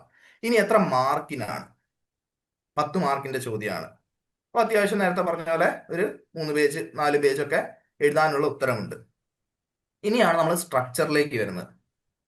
സ്ട്രക്ചർ എന്ന് പറയുമ്പോൾ ആദ്യം എന്താണ് വേണ്ടത്? നമ്മൾ ഓൾറെഡി ഡിസ്കസ് ചെയ്തു. സ്ട്രക്ചർ എന്ന് പറയുമ്പോൾ ആൻസറിന്റെ സ്ട്രക്ചറിലേക്ക് വരുമ്പോൾ ആദ്യം വേണ്ടത് നമുക്ക് ഇൻട്രൊഡക്ഷൻ ആണ്. സോ ഇൻട്രൊഡക്ഷനിൽ നമ്മൾ എന്ത് എഴുതും? ഇവിടുത്തെ ഈ ഒരു ചോദ്യത്തെ സംബന്ധിച്ച്, അതായത് discuss the causes and impact of എൻവയോൺമെന്റൽ പൊല്യൂഷന്റെ ചോദ്യത്തിൽ നമ്മളുടെ ബോഡിയിൽ വരാൻ പോകുന്ന ഇൻട്രൊഡക്ഷൻ എന്ന് പറയുന്നത്, സോറി, നമ്മുടെ ആൻസറിൽ വരാൻ പോകുന്ന ഇൻട്രൊഡക്ഷൻ എന്ന് പറയുന്നത് എൻവയോൺമെന്റ് പൊല്യൂഷന്റെ ഡെഫിനിഷൻ ആണ്. എന്താണ് എൻവയോൺമെന്റ് പൊല്യൂഷൻ എന്നുള്ളതിനെ പറ്റിയാണ് നമ്മൾ ആദ്യത്തെ പാരഗ്രാഫിൽ എഴുതുക. എൻവയോൺമെന്റ് പൊല്യൂഷൻ ഏത് സാഹചര്യത്തിലാണ് നമ്മൾ ഒരിടത്ത് എൻവയോൺമെന്റ് പൊല്യൂഷൻ ഉണ്ട് എന്നുള്ളത് പറയുക. അതാണ് ഇനീഷ്യലി വരുന്നൊരു കാര്യം. രണ്ടാമത് വരുന്നത് ബോഡിയിൽ പ്രധാനമായിട്ട് 2 കാര്യങ്ങൾ നമ്മൾ ഓൾറെഡി പറഞ്ഞു. ചോദ്യത്തിൽ കൊടുത്തിട്ടുണ്ട് എന്താണ് എൻവയോൺമെന്റ് പൊല്യൂഷൻ ഉണ്ടാക്കുന്നത്. അതിനാണ് കോസസ് എന്ന് പറയാം. സോ കോസസിനെ പറ്റി നമ്മൾ വിശദമായിട്ട് എഴുതും. സ്വാഭാവികമായിട്ടും എൻവയോൺമെന്റ് പൊല്യൂഷൻ എന്ന് പറയുമ്പോൾ നിങ്ങൾക്ക് തന്നെ ആലോചിക്കാം, ഇൻഡസ്ട്രിയലൈസേഷൻ ഉണ്ട്, പിന്നെ ഡീഫോറസ്റ്റേഷൻ ഉണ്ട്, പിന്നെ ഈ പറഞ്ഞിരിക്കുന്ന കമ്പനിയിൽ നിന്നൊക്കെ തന്നെ വരുന്ന അല്ലെങ്കിൽ ഫാക്ടറീസ് വരുന്ന ഫാക്ടറി എമിഷൻസ് ഉണ്ട്. ഇതൊക്കെ എന്താണ് എൻവയോൺമെന്റ് പൊല്യൂഷന് കാരണമാവുന്നുണ്ട്. അപ്പം കോസസ് എഴുതി കഴിഞ്ഞാൽ പിന്നീട് നമ്മൾ എങ്ങോട്ടാണ് വരേണ്ടത്? ഇമ്പാക്ട്സിനെ പറ്റിയാണ്. അതായത് ഈ എൻവയോൺമെന്റ് പൊല്യൂഷൻ കാരണം ആൾക്കാർക്കുണ്ടാവുന്ന വ്യത്യസ്ത തരം ലൈഫ് സ്റ്റൈൽ ഡിസീസസ് ഉണ്ട്, അതല്ലാതെ മറ്റ് ഡിസീസസും ഉണ്ട്, പ്രകൃതിക്ക് ഉണ്ടാകുന്ന ബുദ്ധിമുട്ടുകളുണ്ട്. സോ മറ്റ് ഇമ്പാക്ട്സും സൊസൈറ്റിയിൽ അല്ലെങ്കിൽ പ്രകൃതിയിൽ അത് ഉണ്ടാക്കുന്നുണ്ട്. അപ്പൊ ഇതിനെ പറ്റി എഴുതേണ്ടതുണ്ട്. ഇനി ഫൈനലി ഇപ്പൊ നമ്മളുടെ ഇൻട്രൊഡക്ഷനായി ബോഡിയിൽ കോസസും ഇമ്പാക്ട്സും വന്നു. ഫൈനലി നമ്മൾ എന്താണ് എഴുതാൻ പോകുന്നത്? നമ്മളുടെ കൺക്ലൂഷനാണ്. കൺക്ലൂഷൻ നമ്മൾ എന്തൊക്കെ ഉൾപ്പെടുത്തും? എൻവയോൺമെന്റ് പൊല്യൂഷൻ എന്താണെന്നുള്ളത് 1-2 വരിയിലുണ്ടാവും. അത് കോസ് ചെയ്യുന്ന ഫാക്ടേഴ്സ് എന്തൊക്കെയാണെന്നുള്ളത് 1-2 വരിയിലുണ്ടാവും. അതിൽ നിന്നുണ്ടാവുന്ന ഇമ്പാക്ട് എന്താണെന്നുള്ളത് 1-2 വരിയിലുണ്ടാവും. ഇവിടെ നിങ്ങൾക്ക് ആഡ് ചെയ്യാൻ പറ്റുന്ന ഒരു മറ്റൊരു കാര്യം, അതായത് ഇങ്ങനത്തെ ഒരു ചോദ്യമൊക്കെ വരികയാണെങ്കിൽ നിങ്ങൾക്ക് ആഡ് ചെയ്യാൻ പറ്റുന്ന ഒരു കാര്യം, നിങ്ങളുടെ സജഷൻസ് നിങ്ങൾക്ക് കൃത്യമായിട്ട് അറിയാവുന്ന, നിങ്ങളൊക്കെ ഒരുപാട് എക്സ്പീരിയൻസ് ഉള്ള ലേണേഴ്സ് ആണ്. അപ്പൊ അതുകൊണ്ട് തന്നെ നിങ്ങൾക്ക് അറിയാം ഈ പൊല്യൂഷൻ എന്താണ് കോസ് ചെയ്യുന്നത്. ഇനി ആ പൊല്യൂഷൻ നിർത്തലാക്കുന്നതിനായിട്ട് വന്നിട്ടുള്ള ചില മെഷേഴ്സ് ഉണ്ടെങ്കിൽ, അല്ലെങ്കിൽ നിങ്ങൾക്ക് സജസ്റ്റ് ചെയ്യാനുള്ള മെഷേഴ്സ് ഉണ്ടെങ്കിൽ, നേരത്തെ ചോദിച്ചിരുന്നു സ്വന്തം രീതിയിൽ ഉത്തരം എഴുതാൻ പറ്റും. സ്വന്തം രീതിയിൽ അറിയാവുന്ന കാര്യങ്ങൾ എഴുതുകയാണെങ്കിൽ അത് വളരെ നല്ലൊരു കാര്യമാണ്. അത് മാർക്ക് കൂടുതൽ കിട്ടാൻ ഇടയാക്കുന്ന ഒരു കാര്യമാണ്. അതായത് ബുക്കിലുള്ളതും വേണം, അതിനോടൊപ്പം തന്നെ അഡീഷണൽ ആയിട്ട് നിങ്ങൾക്ക് എന്തെങ്കിലും പ്രൊവൈഡ് ചെയ്യാൻ പറ്റുന്നുണ്ടെങ്കിൽ അത് നിങ്ങൾക്ക് എഴുതാം. അപ്പൊ അങ്ങനെ എന്തെങ്കിലും സജഷൻസ് നിങ്ങളുടെ ഭാഗത്തു നിന്നുണ്ടെങ്കിൽ ആ സജഷൻസ് നിങ്ങൾക്ക് കൊടുക്കാൻ പറ്റും. ഓക്കെ, സോ സജഷൻസ് ഉൾപ്പെടുത്താവുന്നതാണ് കൺക്ലൂഷനിൽ. സോ അത്ര എഴുതി കഴിഞ്ഞാൽ തന്നെ എന്തായി? ഈ ഒരു ആൻസർ എന്നുള്ളത് അവിടെ കഴിഞ്ഞു. നിങ്ങൾക്ക് വേണ്ടത്ര പേജ് 10 മാർക്കിനാണ് എഴുതാനുള്ളതെങ്കിൽ ഇത്ര എഴുതി കഴിഞ്ഞാൽ കുറഞ്ഞത് ഒരു 3 പേജെങ്കിലും ആവുന്നുള്ള കാര്യത്തിൽ യാതൊരു സംശയവും വേണ്ട. അപ്പൊ ഈ രീതിയിലാണ് നമ്മൾ ഈ പറഞ്ഞ ടെക്നിക്കും നമ്മൾ ഈ പറഞ്ഞ സ്ട്രക്ചറും എല്ലാം യൂസ് ചെയ്തുകൊണ്ട്, കീ ടേംസ് ഐഡന്റിഫൈ ചെയ്തുകൊണ്ട്, മാർക്ക് നോക്കിക്കൊണ്ട് ഒരു ഉത്തരം എഴുതാൻ സാധിക്കുക. ഓക്കെ, സോ എങ്ങനെ ഒരു ഉത്തരം എഴുതണം, എഴുതുമ്പോൾ നിങ്ങൾക്ക് ഇവാലുവേറ്ററിന്റെ കണ്ണിൽ ഏറ്റവും വാല്യൂ തോന്നുന്ന ഒരു ഉത്തരം എങ്ങനെ എഴുതാൻ പറ്റും എന്നുള്ളതിനെ പറ്റിയൊക്കെ നമ്മൾ സംസാരിച്ചു. കുറെ ആൾക്കാർക്ക് ഒരുപക്ഷെ അറിയാവുന്ന കാര്യങ്ങൾ തന്നെയാണ്, പക്ഷെ അറിയാത്തവർക്കായിട്ട് എനിക്ക് തോന്നുന്നു അത്യാവശ്യം ഹെൽപ്ഫുൾ ആയിരുന്നു എന്ന് തന്നെയാണ് ഞാൻ കരുതുന്നത്. ഇനി ഇതിൽ ഫർദർ നിങ്ങൾക്ക് ഡൗട്ട്സ് ഉണ്ടെങ്കിൽ, അപ്പൊ ഒന്നാമത്തെ കാര്യം ഞാൻ പറയാം, നിങ്ങൾക്ക് തന്നിരിക്കുന്ന ആൻസർ സ്ക്രിപ്റ്റ് ഇപ്പം ലേറ്റസ്റ്റ് ആയിട്ട് അറിഞ്ഞത് 26 പേജസ് ആണ്. 26 പേജ്, അതായത് ഏകദേശം 50-52 പുറം എഴുതാനുണ്ടാവും. അതിനുള്ളിൽ എഴുതി തീർക്കണം. അഡീഷണൽ ഷീറ്റ്സ് പ്രൊവൈഡ് ചെയ്യുന്ന ആയിരിക്കില്ല എന്നുള്ളത് ടേം എക്സാമിനേഷന്റെ കാര്യത്തിൽ കൃത്യമായിട്ട് ടെക്നിന് പറയുന്നുണ്ട്. സോ ഈ പറഞ്ഞ രീതിയിൽ എഴുതുകയാണെങ്കിൽ നിങ്ങൾക്ക് എല്ലാ ഉത്തരങ്ങളും ഈ പറഞ്ഞ രീതിയിൽ എഴുതി വരുമ്പോഴേക്കും മേ ബി എന്നാലും 1-2 പേജൊക്കെ തന്നെ ബുക്ക്ലെറ്റിന്റെ ബാക്കി ഉണ്ടാവുമെന്നാണ് എനിക്ക് തോന്നുന്നത്. സോ പേജ് തീർന്നു എന്നുള്ള രീതിയിലുള്ള ഒരു പേടി വേണ്ട, പക്ഷെ എന്നിരുന്നാലും ഒരു കരുതൽ ആവാം. കാരണം നമ്മൾ ഒരുപാട് പേജൊക്കെ തന്നെ എഴുതാമെന്ന് പറഞ്ഞ് വിട്ട് കഴിഞ്ഞാൽ ഒരു പക്ഷെ നിങ്ങൾക്ക് ആൻസർ പിന്നെ കൃത്യമായി ചെയ്യാൻ പറ്റണമെന്നില്ല. സോ അതുകൊണ്ട് വിടുന്ന സാഹചര്യത്തിൽ അത്യാവശ്യം വേണ്ട ലിമിറ്റഡ് സ്പേസ് മാത്രം വിടുക. അല്ലാതെ നിങ്ങൾക്ക് ഇഷ്ടമുള്ള ഉത്തരം, നിങ്ങൾക്ക് ഏറ്റവും അറിയാവുന്ന ഉത്തരങ്ങളൊക്കെ തന്നെ ആദ്യം എഴുതി പോയി കഴിഞ്ഞാൽ ഒരു പ്രശ്നമില്ലാതായിരിക്കും ഏറ്റവും best thing to do. So പ്രധാനമായിട്ട് ഇത്രയാണ് പറയാനുള്ളത്. ആൻഡ് ഇനി ഫർദർ നിങ്ങൾക്ക് ഡൗട്ട്സ് ഉണ്ടെങ്കിൽ ചോദിക്കാം. Hi sir. എനിക്ക് രണ്ട് ക്വസ്റ്റ്യൻസ് ആണ് ചോദിക്കാനുള്ളത്. നമ്മൾ ഈ നറേറ്റ് ചെയ്യുന്ന സമയത്ത്, നമ്മൾ എസ്സേസ് ഒക്കെ നറേറ്റ് ചെയ്യുന്ന സമയത്ത് ഉം. നമ്മൾ ആരെ അഡ്രസ് ചെയ്തിട്ടാണ് നോർമലി എഴുതുന്നത്? ഇപ്പം ഐ, വി, യു അങ്ങനെ പറഞ്ഞിട്ട് നമ്മൾ എഴുതത്തില്ലേ? അത് ആക്ച്വലി പേഴ്സണൽ ആയിട്ടുള്ള ക്വസ്റ്റ്യൻസ് വരികയാണെങ്കിൽ, അതായത് നമ്മളെ ടാർഗറ്റ് ചെയ്തുകൊണ്ടുള്ള, നിങ്ങൾക്ക് ഇങ്ങനെ ഒരു സാഹചര്യം വരികയാണെന്ന് ചോദിച്ചു കഴിഞ്ഞാൽ മാത്രമേ ആ രീതിയിലേക്ക് പോകേണ്ടുള്ളൂ. അതല്ലെങ്കിൽ ഒരു തേർഡ് പേഴ്സൺ പെർസ്പെക്റ്റീവിൽ എഴുതുന്നതാണ് എന്തുകൊണ്ടും നല്ലത്. ഇപ്പൊ ഇപ്പൊ ഡിഫൈൻ എന്ന് ലിറ്ററേച്ചർ പറഞ്ഞിട്ട് ആണെങ്കിൽ പലപ്പോഴും വരുന്നെങ്കിൽ ആ രീതി ചോദ്യങ്ങൾ വരും. അതായത് നിങ്ങളുടെ ഒരു കാഴ്ചപ്പാടിൽ എങ്ങനെയാണെന്നുള്ള രീതിയിൽ അങ്ങനത്തെ സാഹചര്യങ്ങളിൽ നമുക്ക് ഐ യൂസ് ചെയ്യാം. അല്ലാത്തപ്പോൾ മിക്കപ്പോഴും നമ്മൾ എന്ത് ചെയ്യുക, നമ്മൾ ഒരു തേർഡ് പേഴ്സൺ ആയിട്ട് കാര്യങ്ങളെ പുറത്തുനിന്ന് നോക്കി കാണുന്ന രീതിക്ക് ആൻസേഴ്സ് ഇവാലുവേറ്ററിന്റെ എഴുതും. പെർസ്പെക്റ്റീവിൽ നിന്നിട്ട് സോറി. അങ്ങനെയാണ്. ഇവാലുവേറ്ററിന്റെ പെർസ്പെക്റ്റീവിൽ നിന്ന് അതെ എഴുതണം അതെ എന്നുള്ളതാണ്. അതെ അതെ, അങ്ങനെ നോക്കുകയാണെങ്കിൽ ഇവാലുവേറ്റർ തന്നെ, കാരണം നമുക്ക് ഇവിടെ ഇംപ്രസ് ചെയ്യാനുള്ളത് ഇവാലുവേറ്റർ മാത്രമാണ്. അപ്പൊ അത് നല്ലൊരു ചോദ്യമാണ്. ഞാനത് പറയാതിരുന്ന ഒരു പോയിന്റ് ആയിരുന്നു, എന്നോട് വിട്ടുപോയതാണ് ടു ബി ഓണസ്റ്റ്. അതായത് നമ്മളിവിടെ എപ്പോഴും ശ്രമിക്കേണ്ടത്, നമുക്ക് ഉത്തരം എഴുതുന്ന ഒരു ശൈലിയൊക്കെ തന്നെ ഉണ്ടാവും. പലപ്പോഴും നമ്മൾ കാലങ്ങളായിട്ട് പല പരീക്ഷകൾ എഴുതി വരുന്നതാണ്, നമ്മൾ ചിന്തിക്കുന്ന ഒരു രീതി ഉണ്ടാവാം. പക്ഷെ അതൊക്കെ മേ ബി ഈ ഒരു കുറഞ്ഞ ദിവസങ്ങളിലേക്ക് എല്ലാവരും മറക്കുക. നമ്മളെ സംബന്ധിച്ച് ഇവിടെ എന്താണ്, ഇഗ്നോ ആരാണോ നമ്മുടെ പേപ്പർ ചെക്ക് ചെയ്യുന്ന അവരെ ഇംപ്രസ് ചെയ്യാന്നുള്ള ഒറ്റ ഉദ്ദേശമേ ഉള്ളൂ. സോ അതിന് വേണ്ട കാര്യങ്ങൾ ആ ഇവാലുവേറ്ററെ ഇംപ്രസ് ചെയ്യാൻ പറ്റുന്ന രീതിക്കുള്ള ഒരു സ്ക്രിപ്റ്റ് ആയിരിക്കണം നിങ്ങൾ പ്രസന്റ് ചെയ്യുന്നത്.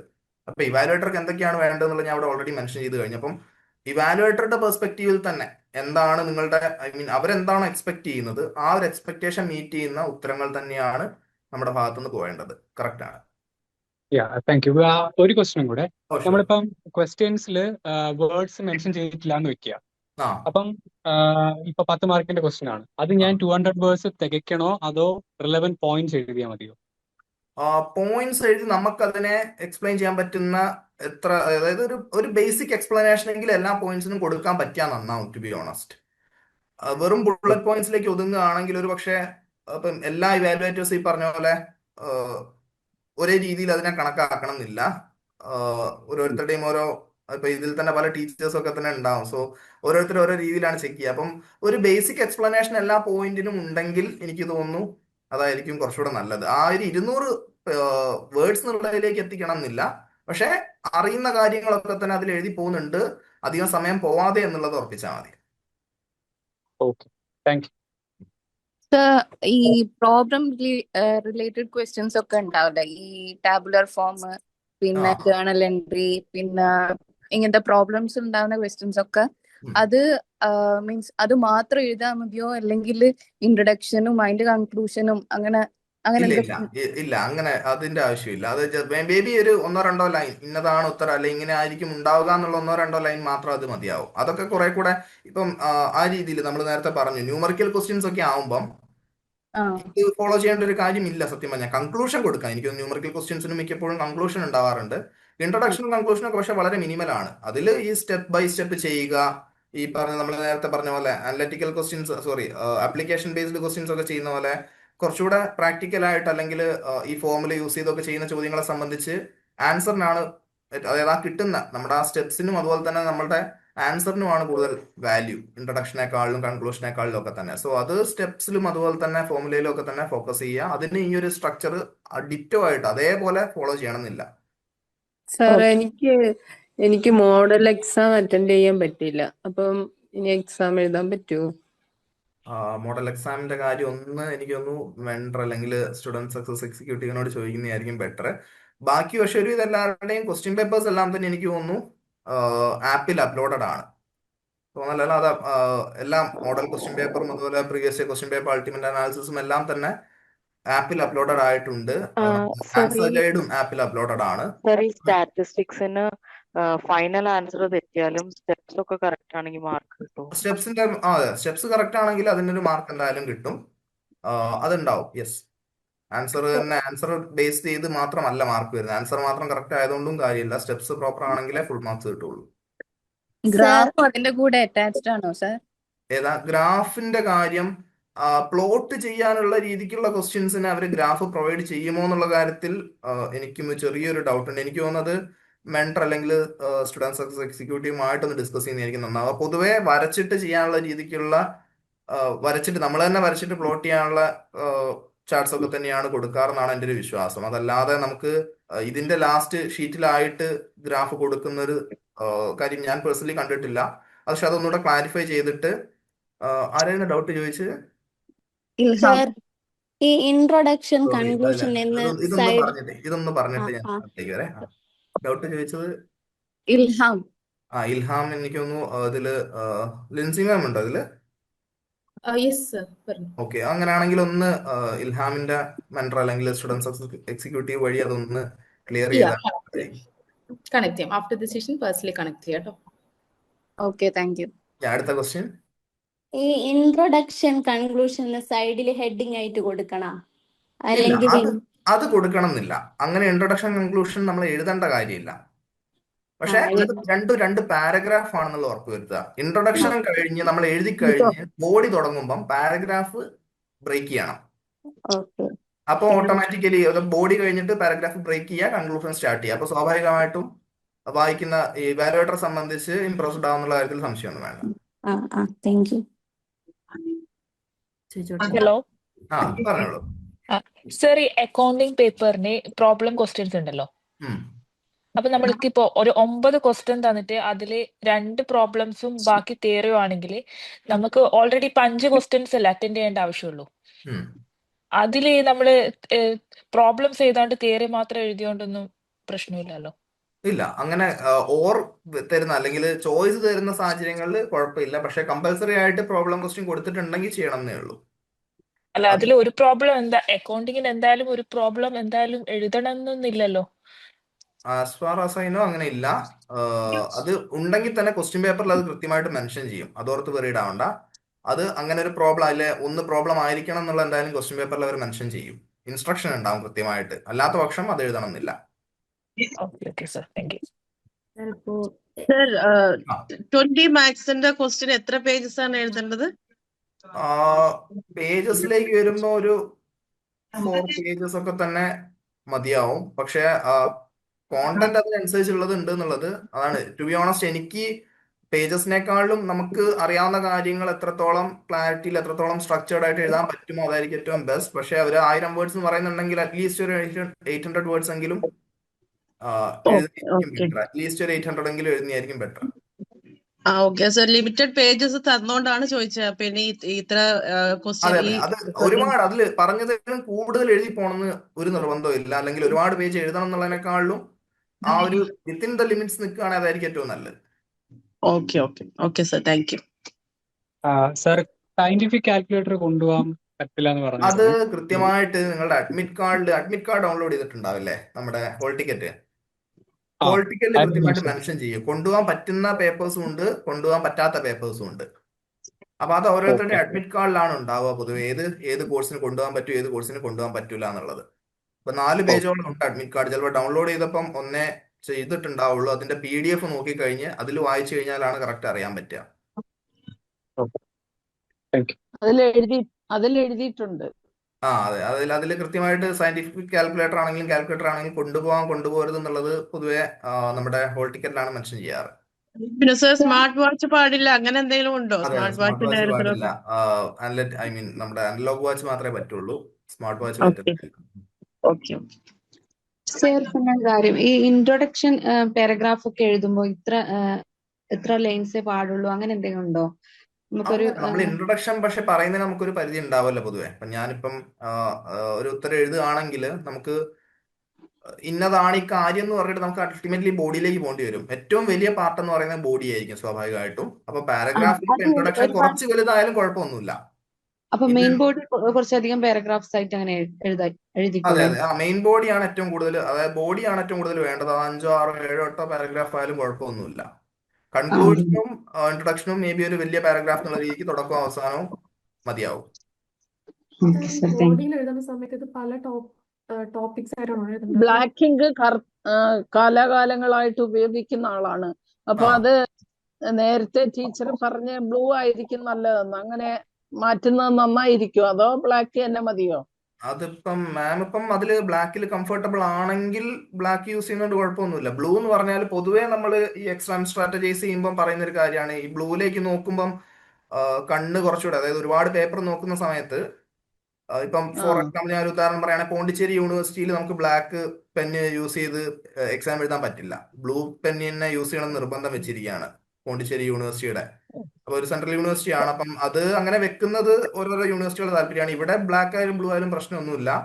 ഇപ്പം ഏതാണോ കംഫർട്ടബിൾ അത് വെച്ച് ചെയ്യുക, അതായിരിക്കും ഏറ്റവും നല്ലത്. നമ്മൾ പരീക്ഷയ്ക്കായിട്ട് മാറ്റണം എന്ന് ഞാൻ പറയില്ല, പക്ഷെ ഇവാലുവേറ്റേഴ്സിന് മേ ബി ഒരു പക്ഷേ ബ്ലൂ കംഫർട്ടബിൾ ആയതുകൊണ്ടായിരിക്കും അവര് ഈ ഒരു സ്ട്രാറ്റജീസിലൊക്കെ തന്നെ ബ്ലൂ പറയുന്നത്. അപ്പം അത് thank you sir, thank U. ആ സർ ഈ ആൻസർ എഴുതുന്ന സമയത്ത് ഈ ബോഡിയിൽ പല ഡിഫറെന്റ് ഹെഡിങ്സ് ആയിട്ടാണ് അതോ ബോഡിക്ക് അതാണ് ഹെഡിങ്സിനേക്കാൾ നമുക്കിപ്പം ഞാൻ പറഞ്ഞില്ല, ഒരു പോയിന്റ് ഇപ്പൊ ബുള്ളറ്റ് പോയിന്റ് ആയിട്ട് ഒരു പോയിന്റ് ഉണ്ടെങ്കിൽ ആ പോയിന്റ് എഴുതിയിട്ട് അല്ലെങ്കിൽ അതിന് അത് ടൈറ്റിൽ കൊടുക്കാൻ പറ്റുന്നുണ്ടെങ്കിൽ മേ ബി അത് മെൻഷൻ ചെയ്തിട്ട് അതിന്റെ താഴെ എഴുതി പോവാം. അതല്ലാതെ പാരഗ്രാഫ് മാത്രം വെച്ച് എഴുതി പോയിട്ട് ഇമ്പോർട്ടന്റ് ആയിട്ടുള്ള കാര്യങ്ങൾ അതിൽ ജസ്റ്റ് അണ്ടർലൈൻ ചെയ്താൽ മതിയാവും.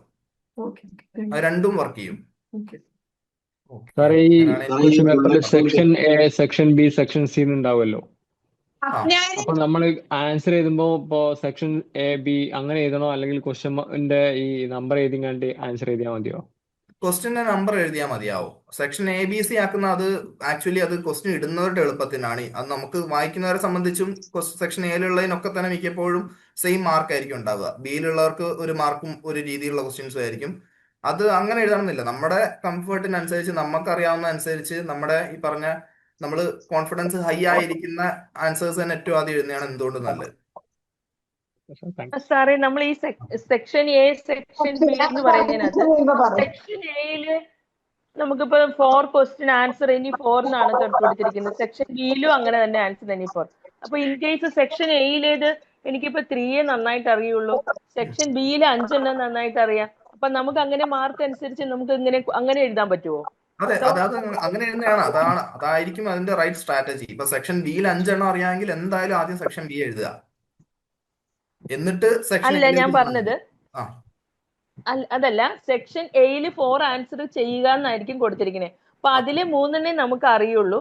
അപ്പൊ നമ്മൾ ഇത് ചെയ്യാൻ ടാലി ചെയ്യാൻ വേണ്ടിട്ട് ഇതിൽ നിന്നും കൂടുതൽ എഴുതി അങ്ങനെ ചെയ്യാൻ പറ്റുമോ? ഇല്ല അത് പറ്റില്ല. അത് സെക്ഷൻ എ എന്ന് ഇത്ര എണ്ണം എഴുതാൻ പറഞ്ഞാൽ അത്ര എണ്ണം എഴുതുക. സെക്ഷൻ ബി വേറെ തന്നെ ഒരു കാറ്റഗറി ആയിട്ട് അവർ പരിഗണിക്കുക. അപ്പൊ അറിയാൻ ഒരു ആൻസർ എഴുതാൻ നമുക്ക് ഒരു ഐഡിയയും വരുന്നില്ല എന്നുണ്ടെങ്കിൽ ഇപ്പം ആ ഒരു നമ്മുടെ ഒരു യുക്തി അനുസരിച്ച് നമ്മൾ അത്രയും പേജസിന്റെ എണ്ണം നോക്കാതെ തന്നെ ഒരു പാരഗ്രാഫ് ആണ് എഴുതി ആ ആൻസർ അവിടെ ആക്കുന്നതല്ലേ നല്ല. അതെ അതാണ് എന്തുകൊണ്ടും നല്ലത്. നമ്മൾ ഈ പറഞ്ഞ അതാ ഞാൻ നേരത്തെയും പറഞ്ഞു, നമുക്ക് ലോ കോൺഫിഡൻസ് ഉള്ള ഉത്തരങ്ങളാണെങ്കിൽ പോലും, നമുക്ക് അത്രയും അറിയില്ല എന്നുള്ള ഉത്തരങ്ങളാണെങ്കിൽ പോലും, നമുക്ക് അതിനെപ്പറ്റി അറിയുന്ന ഒരു 4 വരി ഉണ്ടെങ്കിൽ ആ 4 വരി ഒരു 8 വരിയായിട്ട് എഴുതാൻ ശ്രമിക്കുക. അതവിടെ എഴുതി ഫില്ല് ചെയ്ത് കഴിഞ്ഞപ്പോൾ നമുക്ക് 6 ചോദ്യങ്ങൾ എഴുതാൻ പറഞ്ഞിട്ടുണ്ട്, 4 എണ്ണം അല്ലെ 5 എണ്ണമാണ് അറിയാമെങ്കിൽ ആ 6ാമത്തെ ചോദ്യം ബ്ലാങ്ക് ആക്കി വിടേണ്ടതില്ല. ലാസ്റ്റ് 15 മിനിറ്റ് ടൈം ഉണ്ടെങ്കിൽ അതിൽ നിങ്ങൾക്ക് അറിയാവുന്ന കാര്യങ്ങൾ അറ്റംപ്റ്റ് ചെയ്ത് കഴിഞ്ഞാൽ അതിനെന്തായാലും അതിൻ്റെതായുള്ള ഒരു മാർക്ക് ലഭിക്കും. സാറേ ഈ ബുള്ളറ്റ് പോയിന്റ് എഴുതുമ്പോ നമുക്ക് പ്രത്യേകിച്ച് സിമ്പിൾ കൊടുത്താൽ മാർക്ക് പോകും. അപ്പോ സർക്കിള് അല്ലെങ്കിൽ സ്ക്വയർ അല്ലെ സ്റ്റാർസ് ഒക്കെ കൊടുത്തിട്ട് പിന്നെ പോയിന്റ് എഴുതിയിട്ട് അണ്ടർലൈൻ ചെയ്യുമ്പോൾ, അതോ അങ്ങനെ നമുക്ക് ഈ സ്പെസിഫിക് സിമ്പിൾസ് ഒഴിവാക്കണം? നമ്മൾ അസൈൻമെന്റ് ഒക്കെ എഴുതുമ്പോൾ അതിന്റെ ഗൈഡിലൊക്കെ കാണാൻ ആയിട്ട് കൊടുക്കുന്ന കാര്യങ്ങളാണെങ്കിൽ നമ്പർ ഇടുന്നതുകൊണ്ട് ബുദ്ധിമുട്ടൊന്നുമില്ല.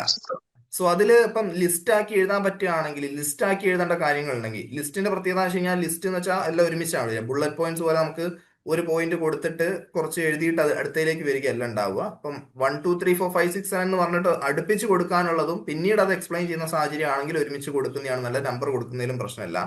ബുള്ളറ്റ് എനിക്കൊന്ന് റൗണ്ട് ചെയ്യുന്നതിനേക്കാളും എന്തുകൊണ്ടും നല്ലത് എഴുതിയിട്ട് ആ ലൈൻ പിന്നെ ബ്ലാങ്ക് ആക്കി വിടുന്നതായിരിക്കും നമ്മളൊരു സിമ്പിൾ കൊടുക്കുന്നതിനേക്കാളും ബെറ്റർ.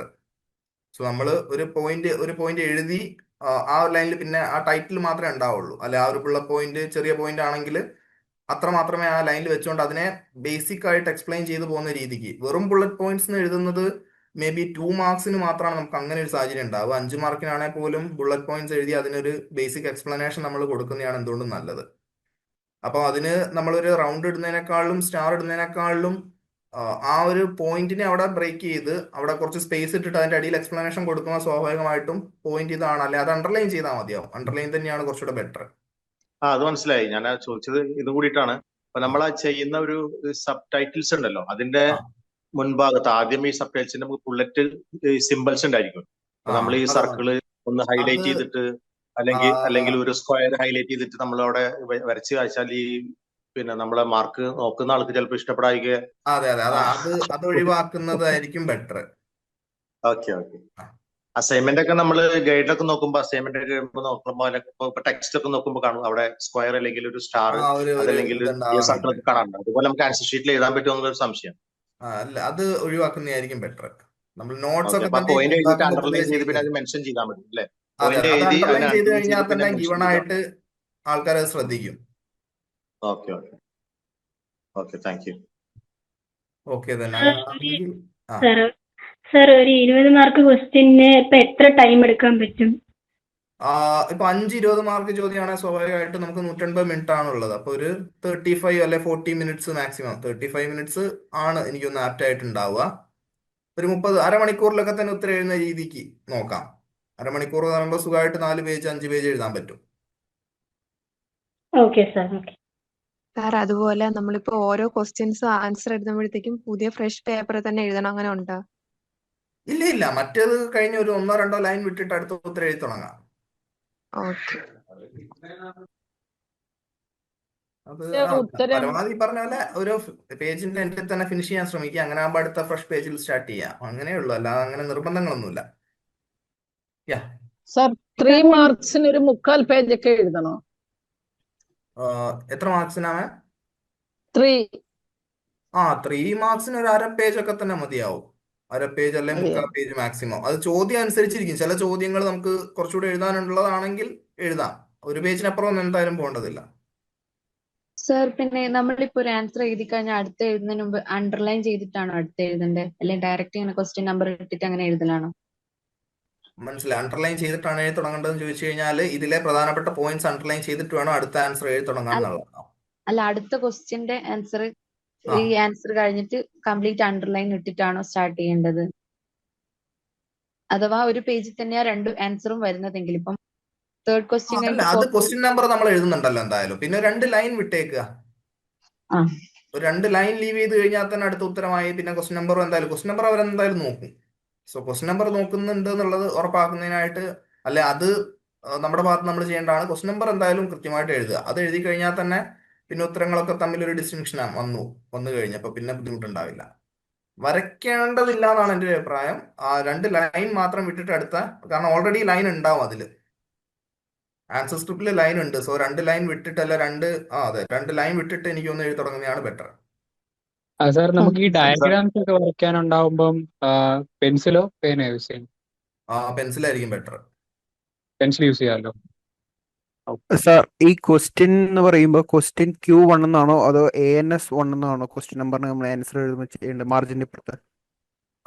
അത് 1, 2, 3, 4 എന്ന് പറഞ്ഞിട്ട് ആ നമ്പർ തന്നെ യൂസ് ചെയ്താൽ മതിയാവും. കാരണം ക്വസ്റ്റ്യൻ നമ്മൾ എന്തായാലും എടുത്തെഴുതാനുള്ള സാധ്യതയില്ല. ക്വസ്റ്റ്യൻ ഓൾറെഡി അതല്ലേ സാർ, മാർജിന്റെ ഇപ്പുറത്ത് നമ്മൾ മാർക്ക് ചെയ്യുമല്ലോ. അതെ, അത് 1, 2, 3 തന്നെ എഴുതിയാൽ മതിയാവും. മതിയല്ലേ? Okay, thank you. ഓക്കെ, അപ്പം എന്തായാലും എനിക്ക് തോന്നുന്നു കുറെ ആൾക്കാർക്കെങ്കിലും ഈ ബുള്ളറ്റ് പോയിന്റ് എഴുതുന്നതാണോ അല്ലെങ്കിൽ പാരഗ്രാഫ് ആയിട്ട് എഴുതുന്നതാണോ കൂടുതൽ നല്ലത്? പാരഗ്രാഫ് ആണ്. അതിപ്പോ ഷോർട്ട് ആൻസർ ആണ്. ഇപ്പൊ 2 മാർക്കിന് ചോദിച്ച 5 പോയിന്റ് എഴുതാണ്ടേ ബുള്ളറ്റ്സ് എഴുതിയാൽ മതി, കുഴപ്പമൊന്നുമില്ല. അതേ സ്ഥാനത്ത് ഒരു 5 മാർക്കിന്റെ ചോദ്യം ആണെങ്കിൽ പോലും 5 പോയിന്റ്സ് ആണെങ്കിൽ അതിനൊരു ബേസിക് എക്സ്പ്ലനേഷൻ കൊടുക്കുന്നതാണ് അതിന്റെ. 5 പോയിന്റ് എഴുതിയാൽ എന്തായാലും 5 മാർക്ക് അതിന് കിട്ടില്ല. അപ്പം 5 പോയിന്റ് എഴുതുന്നതിനേക്കാൾ ആ പോയിന്റ് എഴുതി എക്സ്പ്ലെയിൻ ചെയ്യുന്നതായിരിക്കും കുറച്ചുകൂടെ ബെറ്റർ. സാർ, എനിക്കൊരു ഡൗട്ട് ഉണ്ടായിരുന്നു. ഇപ്പൊ നമ്മള് നോർമലായിട്ട് ആൻസർ ബ്ലാക്ക് പെന്നോണ്ടാണ് എഴുതണമെങ്കിൽ അതിന്റെ ഇമ്പോർട്ടന്റ് ആയിട്ടുള്ള സെന്റൻസ് ബ്ലൂ ഇങ്ക് വെച്ചിട്ട് അണ്ടർലൈൻ ചെയ്യാൻ പറ്റുമോ? അത് അണ്ടർലൈൻ ചെയ്യുന്നതിന് കുഴപ്പമൊന്നുമില്ല. പക്ഷെ പൊതുവേ സെയിം ഇങ്ക് വെച്ച് തന്നെ ചെയ്യാനും പറയാറുണ്ട്. അതല്ല, ബ്ലൂ യൂസ് ചെയ്യാം. അങ്ങനെ യൂസ് ചെയ്യരുത് എന്നുള്ള കാര്യമൊന്നും പറയാറില്ല. അണ്ടർലൈൻ ചെയ്യുന്നതിന് അണ്ടർലൈൻ ചെയ്യുമ്പോൾ ഇപ്പൊ വേറെ കളർ മീൻസ് ബ്ലാക്ക് ആണെങ്കിൽ ബ്ലൂ, അല്ലെങ്കിൽ ബ്ലൂ ആണെങ്കിൽ ബ്ലാക്ക് വെച്ച് ചെയ്യുമ്പോ കുഴപ്പമുണ്ടോന്ന്?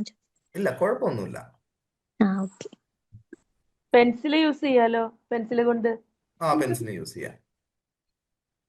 ഓക്കെ, സോ എനിക്ക് തോന്നുന്നു സാർ നേരത്തെ അവിടെ ചോദിച്ചൊരു ചോദ്യമില്ലേ, ഈ ഓരോ ക്വസ്റ്റ്യൻ കഴിഞ്ഞാൽ ഒരു അണ്ടർലൈൻ ചെയ്തതിനു ശേഷം അടുത്ത ക്വസ്റ്റ്യൻ്റെ ആൻസറിലേക്ക് പോകണം എന്ന് ചോദിച്ചത്. അത് നമ്മുടെ അസൈൻമെന്റിന്റെ 11 ബേസിന്റെ അസൈൻമെന്റ് ഗൈഡ് ബുക്ക് ഉണ്ടല്ലോ, അത് നമ്മൾ അതിന്റെ PDF ചെക്ക് ചെയ്യുമ്പോൾ, ഫയൽ ചെക്ക് ചെയ്യുമ്പോൾ അതിന്റെ ഓരോ ക്വസ്റ്റ്യൻ, ഓരോ അസൈൻമെന്റിലും ക്വസ്റ്റ്യനും അതിന്റെ ആൻസർ കഴിഞ്ഞാൽ പിന്നെ ഒരു വലിയൊരു അണ്ടർലൈൻ കാണുന്നുണ്ട്. പിന്നെ നെക്സ്റ്റ് ക്വസ്റ്റ്യനിൽ പോകുന്നുണ്ട്. അപ്പൊ അതുകൊണ്ട് ചിലപ്പോൾ നമുക്ക് തോന്നിപ്പോകും എക്സാമിന് ഇങ്ങനെ തന്നെയാണോ അതുകൊണ്ട് അതുകൊണ്ടായിരിക്കും ചോദിച്ചായിരിക്കാൻ പക്ഷെ ഇത് പറ്റൂല. ഓൾറെഡി ലൈൻഡ് അതെ. ഡോക്യുമെന്റ് ആണ് വരിക, അതാണ് കാര്യം. ഓക്കെ ഓക്കെ ഇതിൽ ഓൾറെഡി ലൈൻ ഉണ്ടാവും ഇഷ്ടം പോലെ. നമുക്ക് എഴുതാനുള്ളതൊക്കെ തന്നെ ലൈൻ ബൈ ലൈൻ ആണ് നമ്മൾ എഴുതി പോവുക. Okay thank you. ഓക്കെ, അപ്പൊ എനിക്ക് തോന്നുന്നു ഓൾറെഡി ടൈം ആയിട്ടുണ്ട്, നമ്മൾ വിചാരിച്ച ടൈം ആയിട്ടുണ്ട്, കുറച്ച് ടൈം എക്സ്റ്റെൻഡ് ചെയ്തിട്ടുണ്ട്. സോ ഒറ്റ കാര്യം കൂടി എനിക്ക് പറയാനുള്ളൂ, എല്ലാവരും അവനവൻ പഠിച്ച കാര്യങ്ങൾ വെച്ചുകൊണ്ട് തന്നെ എല്ലാവരുടെയും പ്രിപ്പറേഷൻ ആപ്റ്റ് ആണ്. നിങ്ങളുടെ പ്രിപ്പറേഷൻ ആപ്റ്റ് അല്ല എന്ന് നിങ്ങളും വിശ്വസിക്കരുത്, വേറെ ആരെയും പറയാനും സമ്മതിക്കരുത്. നിങ്ങൾ എത്ര പഠിച്ചിട്ടുണ്ടോ അത്രയും ആയിട്ട് തന്നെ എക്സാം ഹോളിലേക്ക് പോവുക. ആ പഠിച്ച കാര്യങ്ങൾ കോൺഫിഡൻസോട് കൂടി തന്നെ, ഞാൻ പറഞ്ഞു ആദ്യമേ, നിങ്ങൾ എത്ര പഠിച്ചു എന്ന് പറഞ്ഞാലും 90% പഠിച്ചു എന്ന് പറഞ്ഞാലും നിങ്ങൾക്ക് അതിലൊരു 20% അല്ലെങ്കിൽ 30% പേപ്പറിലേക്ക് ആക്കാൻ പറ്റുന്നുണ്ട് എന്നുണ്ടെങ്കിൽ, അതുപോലെ ഒരു 60% പഠിച്ച ഒരാളെ സംബന്ധിച്ച് ആ 60% പഠിച്ച ആൾക്ക് ഒരു 50% പേപ്പറിലേക്ക് കൊണ്ടുവരാൻ പറ്റിക്കഴിഞ്ഞാൽ സ്വാഭാവികമായിട്ടും 60% പഠിച്ച ആൾക്കാണ് സ്കോർ കൂടുക. സോ എത്ര പഠിച്ചിട്ടുണ്ടെങ്കിൽ ആ പഠിച്ച കാര്യങ്ങൾ അത്രയും തന്നെ എക്സാമിലേക്ക് കൊണ്ടുവരാൻ എല്ലാവർക്കും സാധിക്കട്ടെ, എല്ലാവർക്കും പറ്റും. അതിൽ എനിക്ക് യാതൊരു കോൺഫിഡൻസ് കുറവും എനിക്കില്ല പേഴ്സണലി. ആൻഡ് എനിക്ക് തോന്നുന്നില്ല ലേണേഴ്സിൽ ആർക്കും തന്നെ അങ്ങനെ അഭിപ്രായമില്ല. എല്ലാവർക്കും ഓൾ ദ വെരി ബെസ്റ്റ്. ഒരു കാര്യം കൂടെ, ഒറ്റ കാര്യം കൂടെ റിമൈൻഡ് ചെയ്യാൻ ആഗ്രഹിക്കുകയാണ്. ഇപ്പം നമ്മുടെ മുന്നിലേക്ക് കടല ഒരുപാട് ഇഷ്ടമുള്ള ഒരു വ്യക്തിയെ സംബന്ധിച്ച് എല്ലാവരും മിച്ചറൊക്കെ കഴിക്കുന്നതാണ്. കടലയും മിച്ചറും മിക്സ്ഡ് ആയിട്ട് വരികയാണെങ്കിൽ എല്ലാവർക്കും ഒരു പക്ഷേ ഒരു ബുദ്ധിമുട്ടായിരിക്കും. അല്ലെങ്കിൽ കടല ഇഷ്ടപ്പെടുന്ന ഒരാളെ സംബന്ധിച്ച് ഞാൻ പറയാണ്, കടല നുള്ളിപ്പെറുക്കി കഴിക്കാൻ കുറച്ച് ബുദ്ധിമുട്ട് തന്നെയാണ്. അതേ സ്ഥാനത്ത് കടല മാത്രമായിട്ട് ഇപ്പുറത്ത് കിട്ടുകയാണെങ്കിൽ നിങ്ങൾ കടല തന്നെ എടുത്ത് കഴിയും. പറയാൻ ശ്രമിക്കുന്നവര് മറ്റൊന്നുമല്ല, മിച്ചർ ആക്കാതിരിക്കുക. നിങ്ങൾ എന്ത് ചെയ്യുക, ഉത്തരങ്ങൾ വളരെ സ്ട്രക്ചേർഡ് ആയിട്ട് ഇവാലുവേറ്റർക്ക് ഇഷ്ടപ്പെടുന്ന രീതിയിൽ, ഇവാലുവേറ്റർക്ക് കണ്ടു കഴിഞ്ഞാൽ ആ കടല എടുക്കാൻ തോന്നണം. മനസ്സിലായില്ലേ? അതായത് അത്രയും സ്ട്രക്ചേർഡ് ആയിട്ട്, അത്രയും ഓർഗനൈസ്ഡ് ആയിട്ട്, ഇതെല്ലാം കൂടെ മിക്സ് ചെയ്ത് പോകാതെ, പോയിന്റ്സ് ഒക്കെ തന്നെ ഉത്തരങ്ങളെല്ലാം കൂടെ അങ്ങോട്ടും ഇങ്ങോട്ടും ആയി പോവാതെ ഇൻട്രൊഡക്ഷനും ബോഡിയും കൺക്ലൂഷനും ഒക്കെ വെച്ചുകൊണ്ട് ഇവാലുവേറ്റർക്ക് കണ്ടു കഴിഞ്ഞാൽ തന്നെ ഇത് കൊള്ളാമല്ലോ എന്ന് പറയാൻ പറ്റുന്ന രീതിക്ക് പ്രസന്റ് ചെയ്താൽ തന്നെ നിങ്ങളുടെ പകുതി എക്സാം നിങ്ങൾ ജയിച്ചു. നിങ്ങളുടെ മാർക്ക് നിങ്ങൾക്ക് വീഴാനുള്ളത് അവിടെ വീഴും. ബാക്കി പകുതിയാണ് നിങ്ങൾ എത്രത്തോളം പഠിച്ചു എന്നുള്ളത് മാറ്റർ ചെയ്യുന്നത്. സോ പ്രസന്റേഷൻ പ്രധാനമാണ്. അപ്പം മിക്സ് ചെയ്യാതിരിക്കുക, നല്ല രീതിക്ക് പ്രസന്റ് ചെയ്യുക, നല്ല സ്ട്രക്ചേർഡ് ആയിട്ട് ആൻസേഴ്സ് മുന്നോട്ട് വെക്കുക. അങ്ങനെ ആവുമ്പം എന്തായാലും നല്ലൊരു സ്കോറിലേക്ക് നിങ്ങൾക്ക് എത്താൻ സാധിക്കും. എല്ലാവരും അത്യാവശ്യം പഠിച്ചിട്ടുണ്ട്. സോ ഒരിക്കൽ കൂടെ all the very best for all the learners. Exam എഴുതാൻ പോകുന്ന എല്ലാവർക്കും എൻ്റെ ഭാഗത്തുനിന്നും ലേണേഴ്സിന്റെ ഭാഗത്തുനിന്നും എല്ലാവിധ ആശംസകളും നേരുന്നു. Thank you.